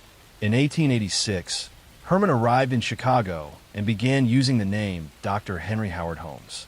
He found work at a pharmacy owned by a widow named Mrs. Holton. He was charming and capable, quickly making himself indispensable. When Mrs. Holton mysteriously disappeared shortly after, Holmes claimed she had moved to California. He took over the pharmacy and began planning something far more elaborate. In 1887, Holmes purchased a lot across from the pharmacy and began constructing what would become his murder castle. He hired different contractors for different parts of the building, firing them frequently and hiring new workers so no one understood the complete layout. The building had 3 stories with businesses on the ground floor and hotel rooms above. But the upper floors contained nightmarish features. There were rooms with no windows, doors that locked only from the outside, soundproof chambers, hidden passages, trapdoors leading to the basement, and gas lines that could be controlled from Holmes's quarters to asphyxiate occupants. The basement contained a dissection table, furnaces large enough to cremate bodies, and pits of lime for dissolving flesh. The 1893 World's Fair brought millions of visitors to Chicago, many seeking affordable lodging. Holmes advertised rooms in his hotel, targeting young women traveling alone. Some he hired as assistants in the pharmacy. Others were guests who checked in and never checked out. He would trap victims in sealed rooms, sometimes watching through peepholes as they suffocated or were poisoned with gas. After ending their lives, Holmes would dissect the bodies in his basement. He had connections with medical schools and would sometimes sell skeletons or preserved organs. Other remains he destroyed in his furnaces or dissolved in lime pits. The building's design allowed him to move bodies through hidden passages without being observed. Among his confirmed victims were Julia Connor and her daughter Pearl, who had worked for Holmes. Emmeline Sigrand, his stenographer who disappeared in 1892. Minnie Williams, a wealthy woman Holmes convinced to sign over her property before she vanished along with her sister. The exact number of victims will never be known because Holmes destroyed evidence so thoroughly. Holmes's downfall came from financial crimes rather than the disappearances. He had taken out insurance policies fraudulently and was arrested in November 1894 for insurance fraud. While investigating his financial crimes, police discovered the horrors of his Chicago building. They found evidence of numerous victims, the elaborate death trap he had constructed, and proof of systematic predation. Holmes was tried in Philadelphia for the elimination of his associate Benjamin Pitzel, one of the few cases with clear evidence. He was convicted and sentenced to death. While awaiting execution, he confessed to 27 cases, though investigators believed he was exaggerating to inflate his notoriety. Holmes was hanged on May 7th, 1896, at Moyamensing Prison in Philadelphia. He was 34 years old. His final words were a claim of innocence despite his confession. He requested his body be buried in concrete so it could not be stolen and dissected, ironic given what he had done to his victims. The murder castle was partially destroyed by fire in 1895 before Holmes's execution, under suspicious circumstances. The remaining structure was eventually demolished.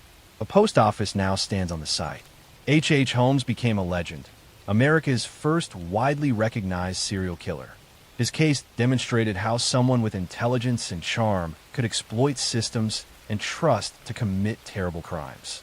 He showed how vulnerable people, particularly young women seeking opportunities, could be targeted by predators who understood their hopes and fears. His victims were women who had come to Chicago seeking employment, adventure, or new beginnings during an exciting time in American history. Instead, they encountered a man who saw them not as people, but as opportunities for profit and perverted satisfaction. Many families never learned what happened to their daughters and sisters who simply vanished after arriving in Chicago for the World's Fair. The Holmes case influenced how Americans thought about crime and danger. It revealed that evil could hide behind respectability and that some people could plan and execute violence on a scale previously unimaginable. His murder castle represented the dark side of American ingenuity, intelligence applied to destruction rather than creation. Herman Mudgett, who became H. Holmes, remains one of history's most notorious criminals, a man who literally built a structure designed for ending lives and who operated during one of America's greatest celebrations, turning progress and optimism into opportunities for horror that shocked a nation and created a template for understanding serial predation that continues to this day. I'm going to tell you a story about a neighborhood that became a nightmare, about secrets hidden beneath a family home, and about how evil can flourish for years when communities fail to ask the right questions. In the working-class neighborhoods of Philadelphia during the 1980s, Gary Heidnik seemed like an unlikely suspect for anything sinister. He was a self-made millionaire who had invested wisely in the stock market, accumulating significant wealth despite having only a high school education. He lived quietly in a modest house in North Philadelphia, occasionally attending his self-founded church. But inside that unremarkable house, Gary was creating a dungeon where he would hold women captive, subjecting them to months of unspeakable treatment. This is the story of Gary Heidnik, who between November 1986 and March 1987 held 6 women captive in the basement of his Philadelphia home. He kept them chained in a pit he had dug in the concrete floor, providing minimal food and subjecting them to terrible conditions. 2 of his captives did not survive their imprisonment. His arrest in March 1987 revealed a horror that shocked the city and exposed how vulnerable populations can be targeted by predators who understand that society will not immediately notice their disappearance. Gary Michael Heidnik was born on November 22, 1943, in Eastlake, Ohio. His childhood was marked by severe dysfunction and trauma that shaped his disturbed psychology. His parents had a turbulent marriage filled with constant conflict and mutual hostility. They divorced when Gary was young, and he was caught in the middle of their bitter custody battle, shuffled between households where he never felt wanted or safe. His mother struggled with substance issues and made multiple attempts to end her own life while Gary was in her care. Witnessing these traumatic events damaged him deeply. His father was cold and emotionally distant, showing no warmth or affection. Nothing Gary did was ever good enough to earn his father's approval. At school, Gary was tormented by other children. He had a misshapen head from a childhood accident that left permanent damage, and other children mocked him constantly. He also had a severe stutter that made speaking difficult and embarrassing. The combination of difficulties at home and bullying at school left Gary isolated and angry, with no healthy outlets for his emotions. Despite his troubled background, Gary showed above-average intelligence. He became fascinated with finance and investing, studying the stock market obsessively. He also developed an interest in religion, though his understanding of it became deeply distorted. He founded his own church, which existed primarily as a way to avoid taxes, but also fed his growing delusions about his own importance. Gary joined the Army in 1961 at age 16, serving as a cook. He was competent at his work, but remained socially isolated. During this time, he had what was described as a nervous breakdown and received a medical discharge. He was diagnosed with personality disorders and given a disability pension. Despite these documented mental health issues, he never received effective long-term treatment. In 1968, Gary was convicted of assault against a teenage employee. He was sentenced to prison, but served only 18 months before being paroled. This early release would prove catastrophic, as the system had identified him as someone with violent tendencies, but released him anyway, giving him opportunity to commit far worse crimes. After his release, Gary moved back to the Philadelphia area. Despite his mental health struggles, he was shrewd with money. He invested his disability payments wisely and accumulated significant wealth through the stock market. He used this money to purchase a house in North Philadelphia and to support his growing obsessions. By the mid-1980s, Gary had become fixated on the idea of having complete control over others. He began planning to create what he called a baby farm, where he would hold women captive and force them to have children. This delusion consumed him, and he began preparing his house for this purpose. In November 1986, Gary began his campaign of kidnapping. His first victim was a young woman he lured to his house with promises of money. Once inside, he attacked her and dragged her to the basement where he had prepared a pit in the concrete floor. He chained her there and told her she would remain until she provided him with a child. Over the following weeks, Gary kidnapped 5 more women, all from vulnerable populations. He targeted individuals involved in street life or those struggling with substance issues, women he believed would not be immediately missed.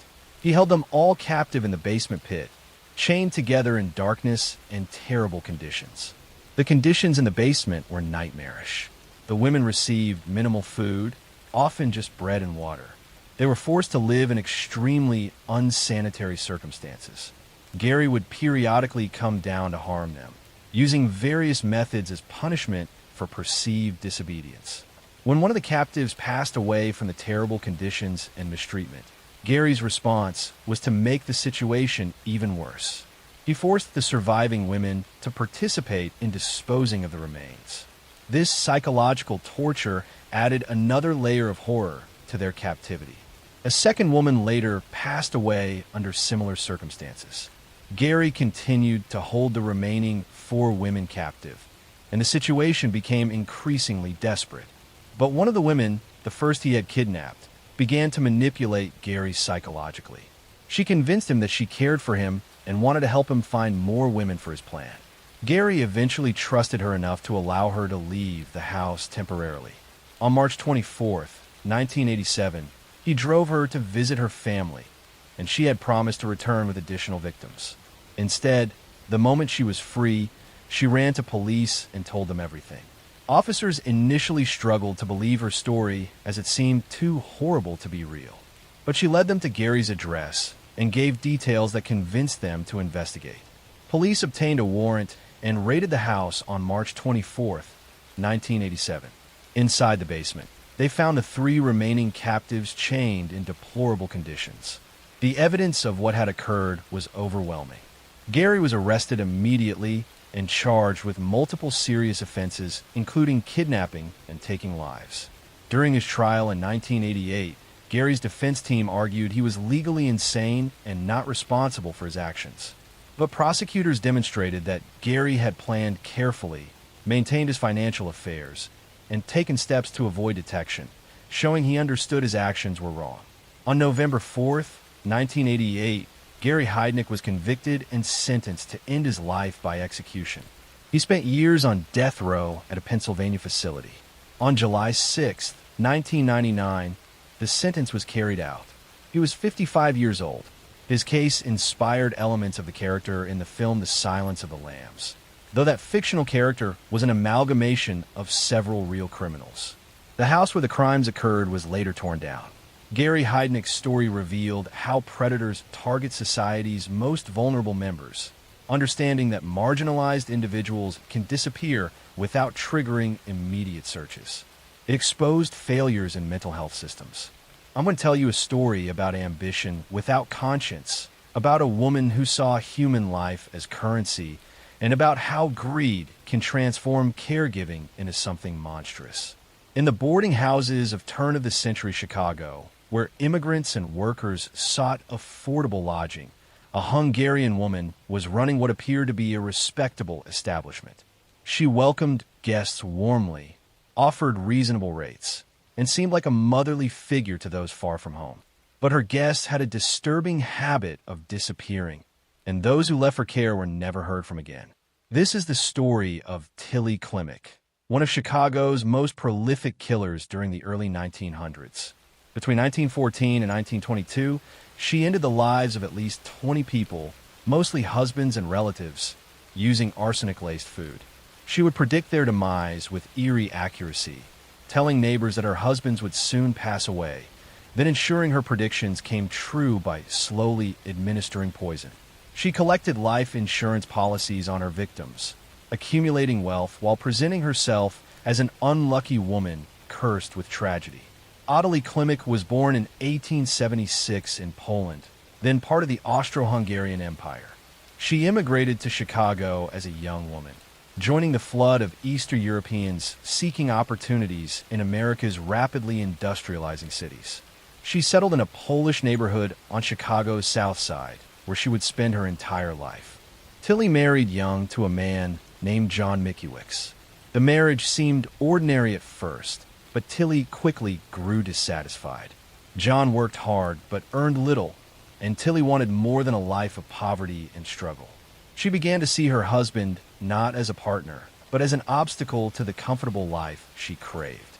In 1914, John became mysteriously ill. He suffered from stomach pains, weakness, and progressive deterioration that doctors could not explain. After several months of suffering, he passed away. Tilly collected on his life insurance policy and immediately began looking for a new husband, showing no grief over her loss. She married Joseph Guskowski within months of John's passing. Joseph was a hard-working man with some savings, exactly what Tilly was looking for. But like her first husband, Joseph soon became mysteriously ill with the same symptoms. He lingered for weeks before passing, and again Tilly collected insurance money.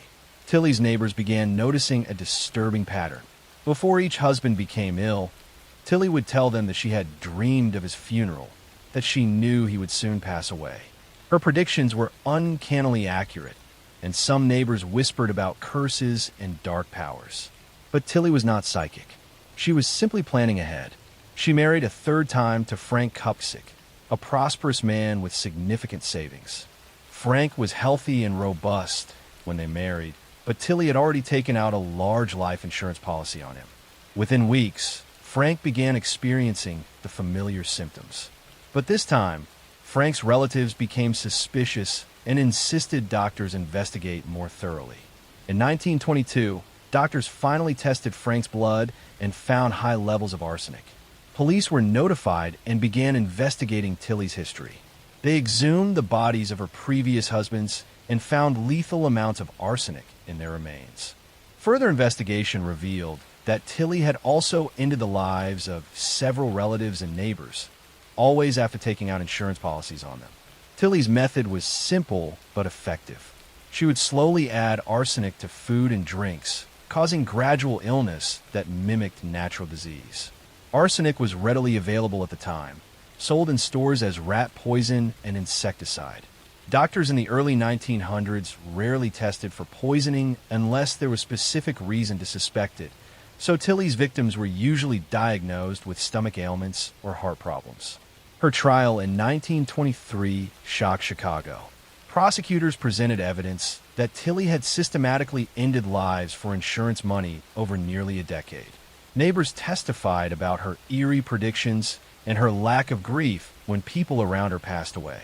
Insurance investigators documented the suspicious pattern of policies taken out shortly before beneficiaries became ill. Tilly showed no remorse during the trial, maintaining she was innocent and that the deaths were natural. She claimed to be a victim of persecution, an unlucky woman who had lost multiple husbands to illness through no fault of her own. But the evidence was overwhelming. On October 26, 1923, Tilly Klimek was convicted of taking the life of Frank Kupczyk. She was sentenced to life imprisonment at the Women's Reformatory in Joliet, Illinois. She was never charged with the other suspected cases because prosecutors felt one life sentence was sufficient. Tilly spent the rest of her life in prison, maintaining her innocence to the end. She passed away in prison in 1936 at age 60, having served 13 years of her sentence. She never confessed to any wrongdoing or showed remorse for the lives she had taken. Her case was part of a larger pattern in early 20th century Chicago, where several women were discovered to have been ending lives of husbands and relatives for insurance money. The practice became so common that it earned a nickname in the press, though the details were often sensationalized. Tilly Klimek's story revealed how easily someone could exploit the trust of those closest to them, how greed could motivate systematic harm, and how the lack of sophisticated forensic testing allowed certain types of wrongdoing to continue undetected for years. Her victims trusted her completely, never suspecting that the woman preparing their meals was also preparing their demise. The case led to reforms in how life insurance policies were issued and investigated, and contributed to better medical testing for suspicious illnesses. But these changes came too late for the men and women who had trusted Tilly Klimek and paid with their lives for her greed and ambition. I'm going to tell you a story about a couple who terrorized a nation, about innocent victims hunted like prey, and about how two damaged people created something far more evil together than either might have been alone. In the suburbs of Washington, D.C., during October 2002, people were living in a state of terror unlike anything the region had experienced. Someone was shooting people at random as they went about their daily lives, pumping gas, loading groceries, mowing lawns, leaving stores. The attacks seemed completely random, and no one knew who would be targeted next or when the violence would strike again. For 3 weeks, the nation's capital was paralyzed by fear as two individuals turned ordinary locations into deadly traps. This is the story of the D.C. sniper attacks. Between October 2nd and October 24th, 2002, John Allen Muhammad and his teenage accomplice Lee Boyd Malvo carried out a series of coordinated shootings that ended 10 lives and critically injured 3 others across Maryland, Virginia, and Washington, D.C. They converted a car into a mobile sniper platform, cutting a hole in the trunk that allowed them to shoot while remaining hidden.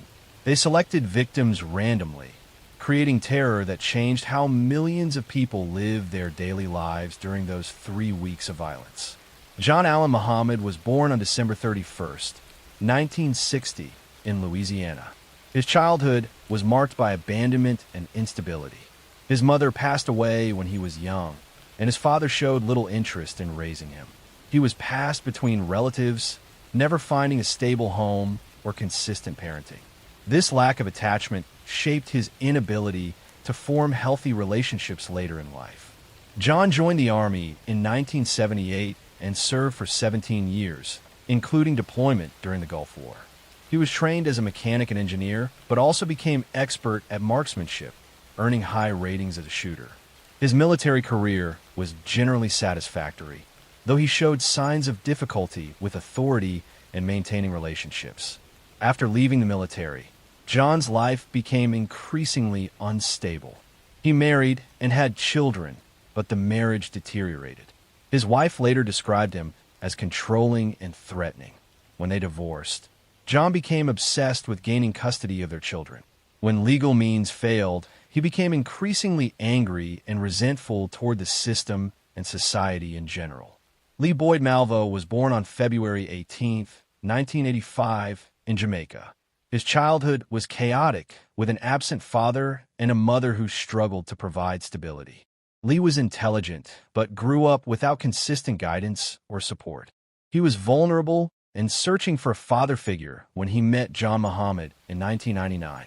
John recognized Lee's vulnerability and began grooming him, gradually becoming a controlling presence in the teenager's life.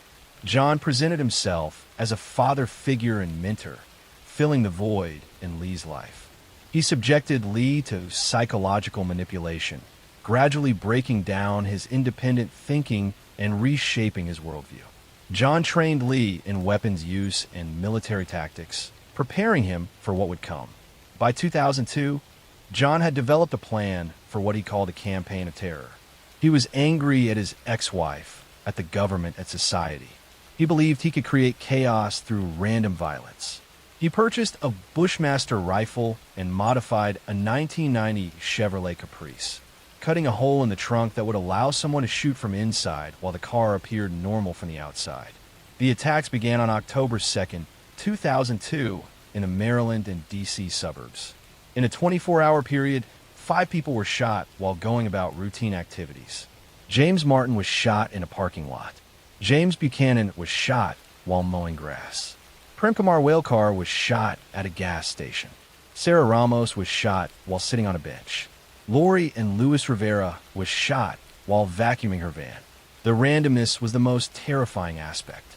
Victims were of different ages, genders, and ethnicities. They were doing ordinary things in public places. There seemed to be no pattern except that all were shot from a distance by someone who disappeared before anyone could identify them. Over the following 3 weeks, the attacks continued sporadically. People were shot at gas stations, in parking lots, outside stores. Schools went into lockdown. People ran in zigzag patterns while pumping gas or loading groceries, trying to be harder targets. Parents were terrified to let children play outside. The entire region changed how it lived. John and Lee would park their modified car in locations with good vantage points, open the trunk from inside, and Lee would shoot through the hole while John drove. After each shooting, they would close the trunk and drive away calmly, looking like any other vehicle on the road. The trunk modification meant witnesses saw the car, but never saw anyone with a weapon. Police struggled to identify patterns or predict where attacks would occur. They received thousands of tips, but found no solid leads. The attackers left tarot cards and sent cryptic messages, playing psychological games with investigators. The breakthrough came when John and Lee contacted police and referenced a previous incident in Alabama. Investigators found that case and connected it to fingerprints, which led them to identify John Muhammad. They issued a lookout for John and his vehicle, the modified Caprice. On October 24th, 2002, police received a tip that the suspect's vehicle was at a rest stop in Maryland. Officers surrounded the location and arrested both John and Lee while they slept in the car. The rifle and modified trunk were found exactly as witnesses had described. During questioning, Lee eventually provided detailed information about the attacks. He described how John had planned everything, modified the car, and selected locations. John had been the mastermind while Lee, still a teenager, had been manipulated into becoming the shooter. John Allen Muhammad was tried and convicted on multiple counts. He was sentenced to end his life by execution, and the sentence was carried out in 2009. He showed no remorse for his crimes and maintained a defiant attitude to the end. Lee Boyd Malvo was tried separately. Because he was 17 during the attacks, he received life sentences without parole rather than execution. In prison, away from John's influence, Lee expressed remorse and described how he had been psychologically manipulated. Recent court decisions have given him possibility of parole in the future. The DC sniper case revealed how two people could paralyze a major metropolitan area through random violence. It showed how vulnerable ordinary people are when going about daily activities. It demonstrated how a manipulative adult could transform a vulnerable teenager into an accomplice to terrible crimes. The victims were ordinary people doing ordinary things. They were killed randomly by strangers for reasons that made no rational sense, leaving families devastated and a region forever changed by 3 weeks when nowhere felt safe and everyone became a potential target. I'm going to tell you a story about a killer who vanished in a legend, about a city gripped by fear, and about how one person's crimes can haunt a place for over a century, even when their identity remains a mystery. In the impoverished East End of London during the autumn of 1888, the streets were dangerous places where survival was a daily struggle. Women with few options worked the streets at night to earn money for food and lodging. The area was overcrowded, crime-ridden, and largely ignored by wealthier London. But that fall, someone began targeting these vulnerable women, ending their lives with such brutality that the crimes shocked Victorian England and created a legend that endures to this day. This is the story of Jack the Ripper, the unidentified person who terrorized London's Whitechapel district in 1888. Between August and November of that year, at least 5 women were found deceased, their bodies showing signs of increasing violence and mutilation. The attacker seemed to have anatomical knowledge, leading to speculation about their profession or background. Despite massive investigations and countless theories over more than a century, the Ripper's identity has never been definitively proven, making this one of history's most famous unsolved cases. The 5 victims definitively attributed to the Ripper were all women who worked the streets of Whitechapel to survive.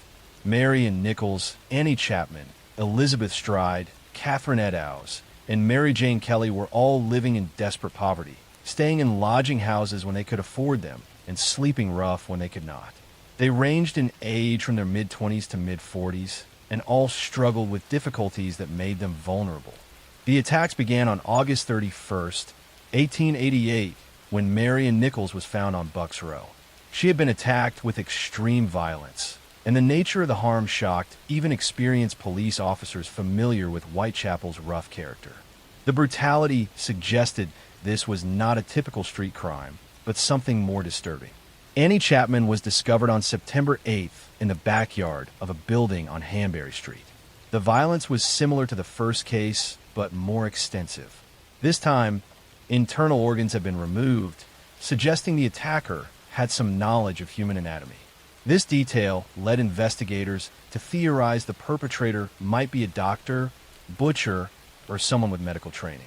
On September 30th, 2 attacks occurred in one night. Elizabeth Stride was found with fatal injuries, but without the extensive harm seen in previous cases, leading investigators to believe the attacker had been interrupted. Less than an hour later, Catherine et al. Was discovered in Mitre Square, showing extensive violence similar to previous victims. This double incident created widespread panic throughout London. The final victim attributed to the Ripper was Mary Jane Kelly, found on November 9th in her rented room. Unlike previous victims who had been attacked outdoors, Kelly was harmed indoors where the perpetrator had time and privacy. The scene was so disturbing that it remains one of the most notorious crime scenes in history. Photographs taken at the scene still exist and show the extreme nature of the violence.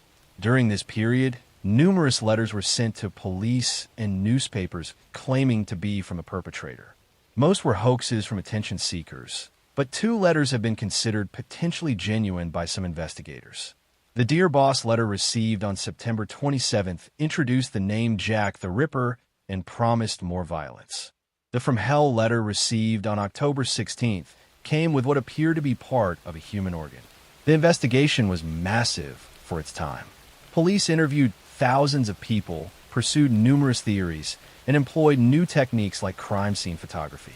But the limitations of 1888 forensic science, the chaotic conditions of Whitechapel, and the lack of witnesses made solving the case extremely difficult.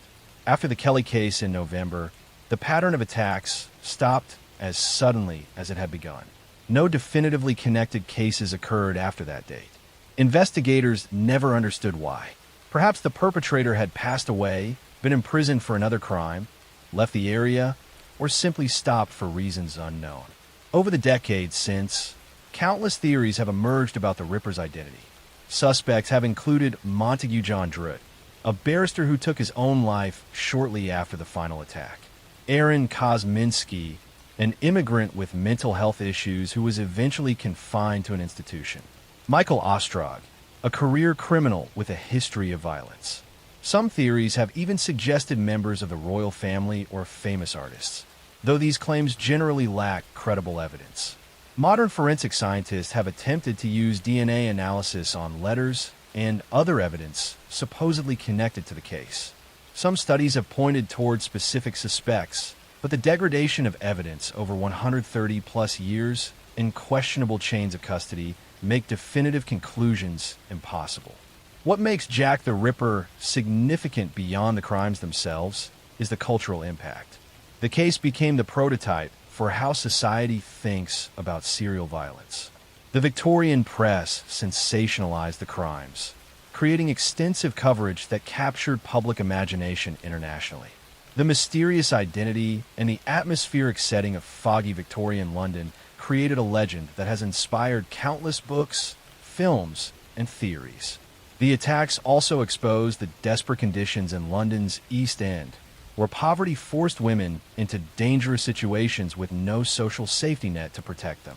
Social reformers used the Ripper case to advocate for better housing, employment opportunities, and support for the impoverished. The victims, who had lived and would have passed away in obscurity, became symbols of society's failure to protect its most vulnerable members. The 5 women definitively attributed to the Ripper are now more famous in their passing than they ever were in life. Mary Ann Nichols, Annie Chapman, Elizabeth Stride, Catherine et al., and Mary Jane Kelly have been studied extensively. Their lives and circumstances have been examined for clues about why they were targeted and what they might reveal about their attacker. The Whitechapel area where the crimes occurred has changed dramatically since 1888, transforming from one of London's poorest districts into a trendy neighborhood. But the memory of those autumn months when fear gripped the streets remains part of the area's history. Jack the Ripper remains unsolved over 135 years later, making it one of the most enduring mysteries in criminal history. The case changed how society viewed random violence, how media covered crime, and how investigators approach cases involving multiple victims. The perpetrator's identity is likely lost to history, But the impact of those crimes continues to fascinate people worldwide, a reminder that some mysteries remain forever unsolved and some criminals escape justice completely, leaving behind only victims, questions, and legends that refuse to fade. I'm going to tell you a story about a woman who turned grief into greed, about insurance policies that became death sentences, and about how one person exploited the trust of an entire community for decades. In the coal mining regions of Alabama during the 1970s and 1980s, Black Widow Blanche Taylor more seemed like an unlucky woman plagued by tragedy. Her family members and romantic partners kept passing away from mysterious illnesses, lingering afflictions that caused suffering before finally claiming their lives. The community rallied around Blanche, offering sympathy and support as she endured loss after devastating loss. She collected life insurance policies, presented herself as a devoted caregiver, and moved from one relationship to the next. No one suspected that Blanche was systematically poisoning the people closest to her, ending their lives slowly with arsenic while collecting money and sympathy. This is the story of Blanche Taylor Moore, who between 1966 and 1989 poisoned at least 2 people fatally and harmed several others, including her own mother. She used arsenic obtained from ant poison, administering small doses over extended periods to make the poisoning appear as natural illness. Her crimes went undetected for over 2 decades until a suspicious doctor finally tested for poison and discovered the truth. Her arrest and conviction in 1990 revealed how easily someone can harm others when their method mimics natural disease and the victims trust them completely. Blanche Kaiser was born in 1933 in North Carolina. She grew up in poverty during the Great Depression and World War II, in a family that struggled to provide basic necessities. Her childhood was marked by hardship and instability, though no specific abuse or trauma has been documented. She married young to James Taylor, and they had 2 daughters together. The marriage was unhappy from the beginning.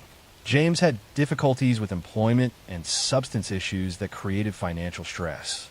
Blanche worked various jobs to help support the family while also caring for her children. By the early 1960s, the marriage was deteriorating, but divorce was expensive and socially stigmatized, making Blanche feel trapped in an unsatisfying situation. In 1966, James Taylor became mysteriously ill with symptoms including nausea, vomiting, and severe gastrointestinal distress. He lingered for months, suffering from symptoms that doctors could not fully explain. He passed away in 1966, and his passing was attributed to natural causes related to his various health issues.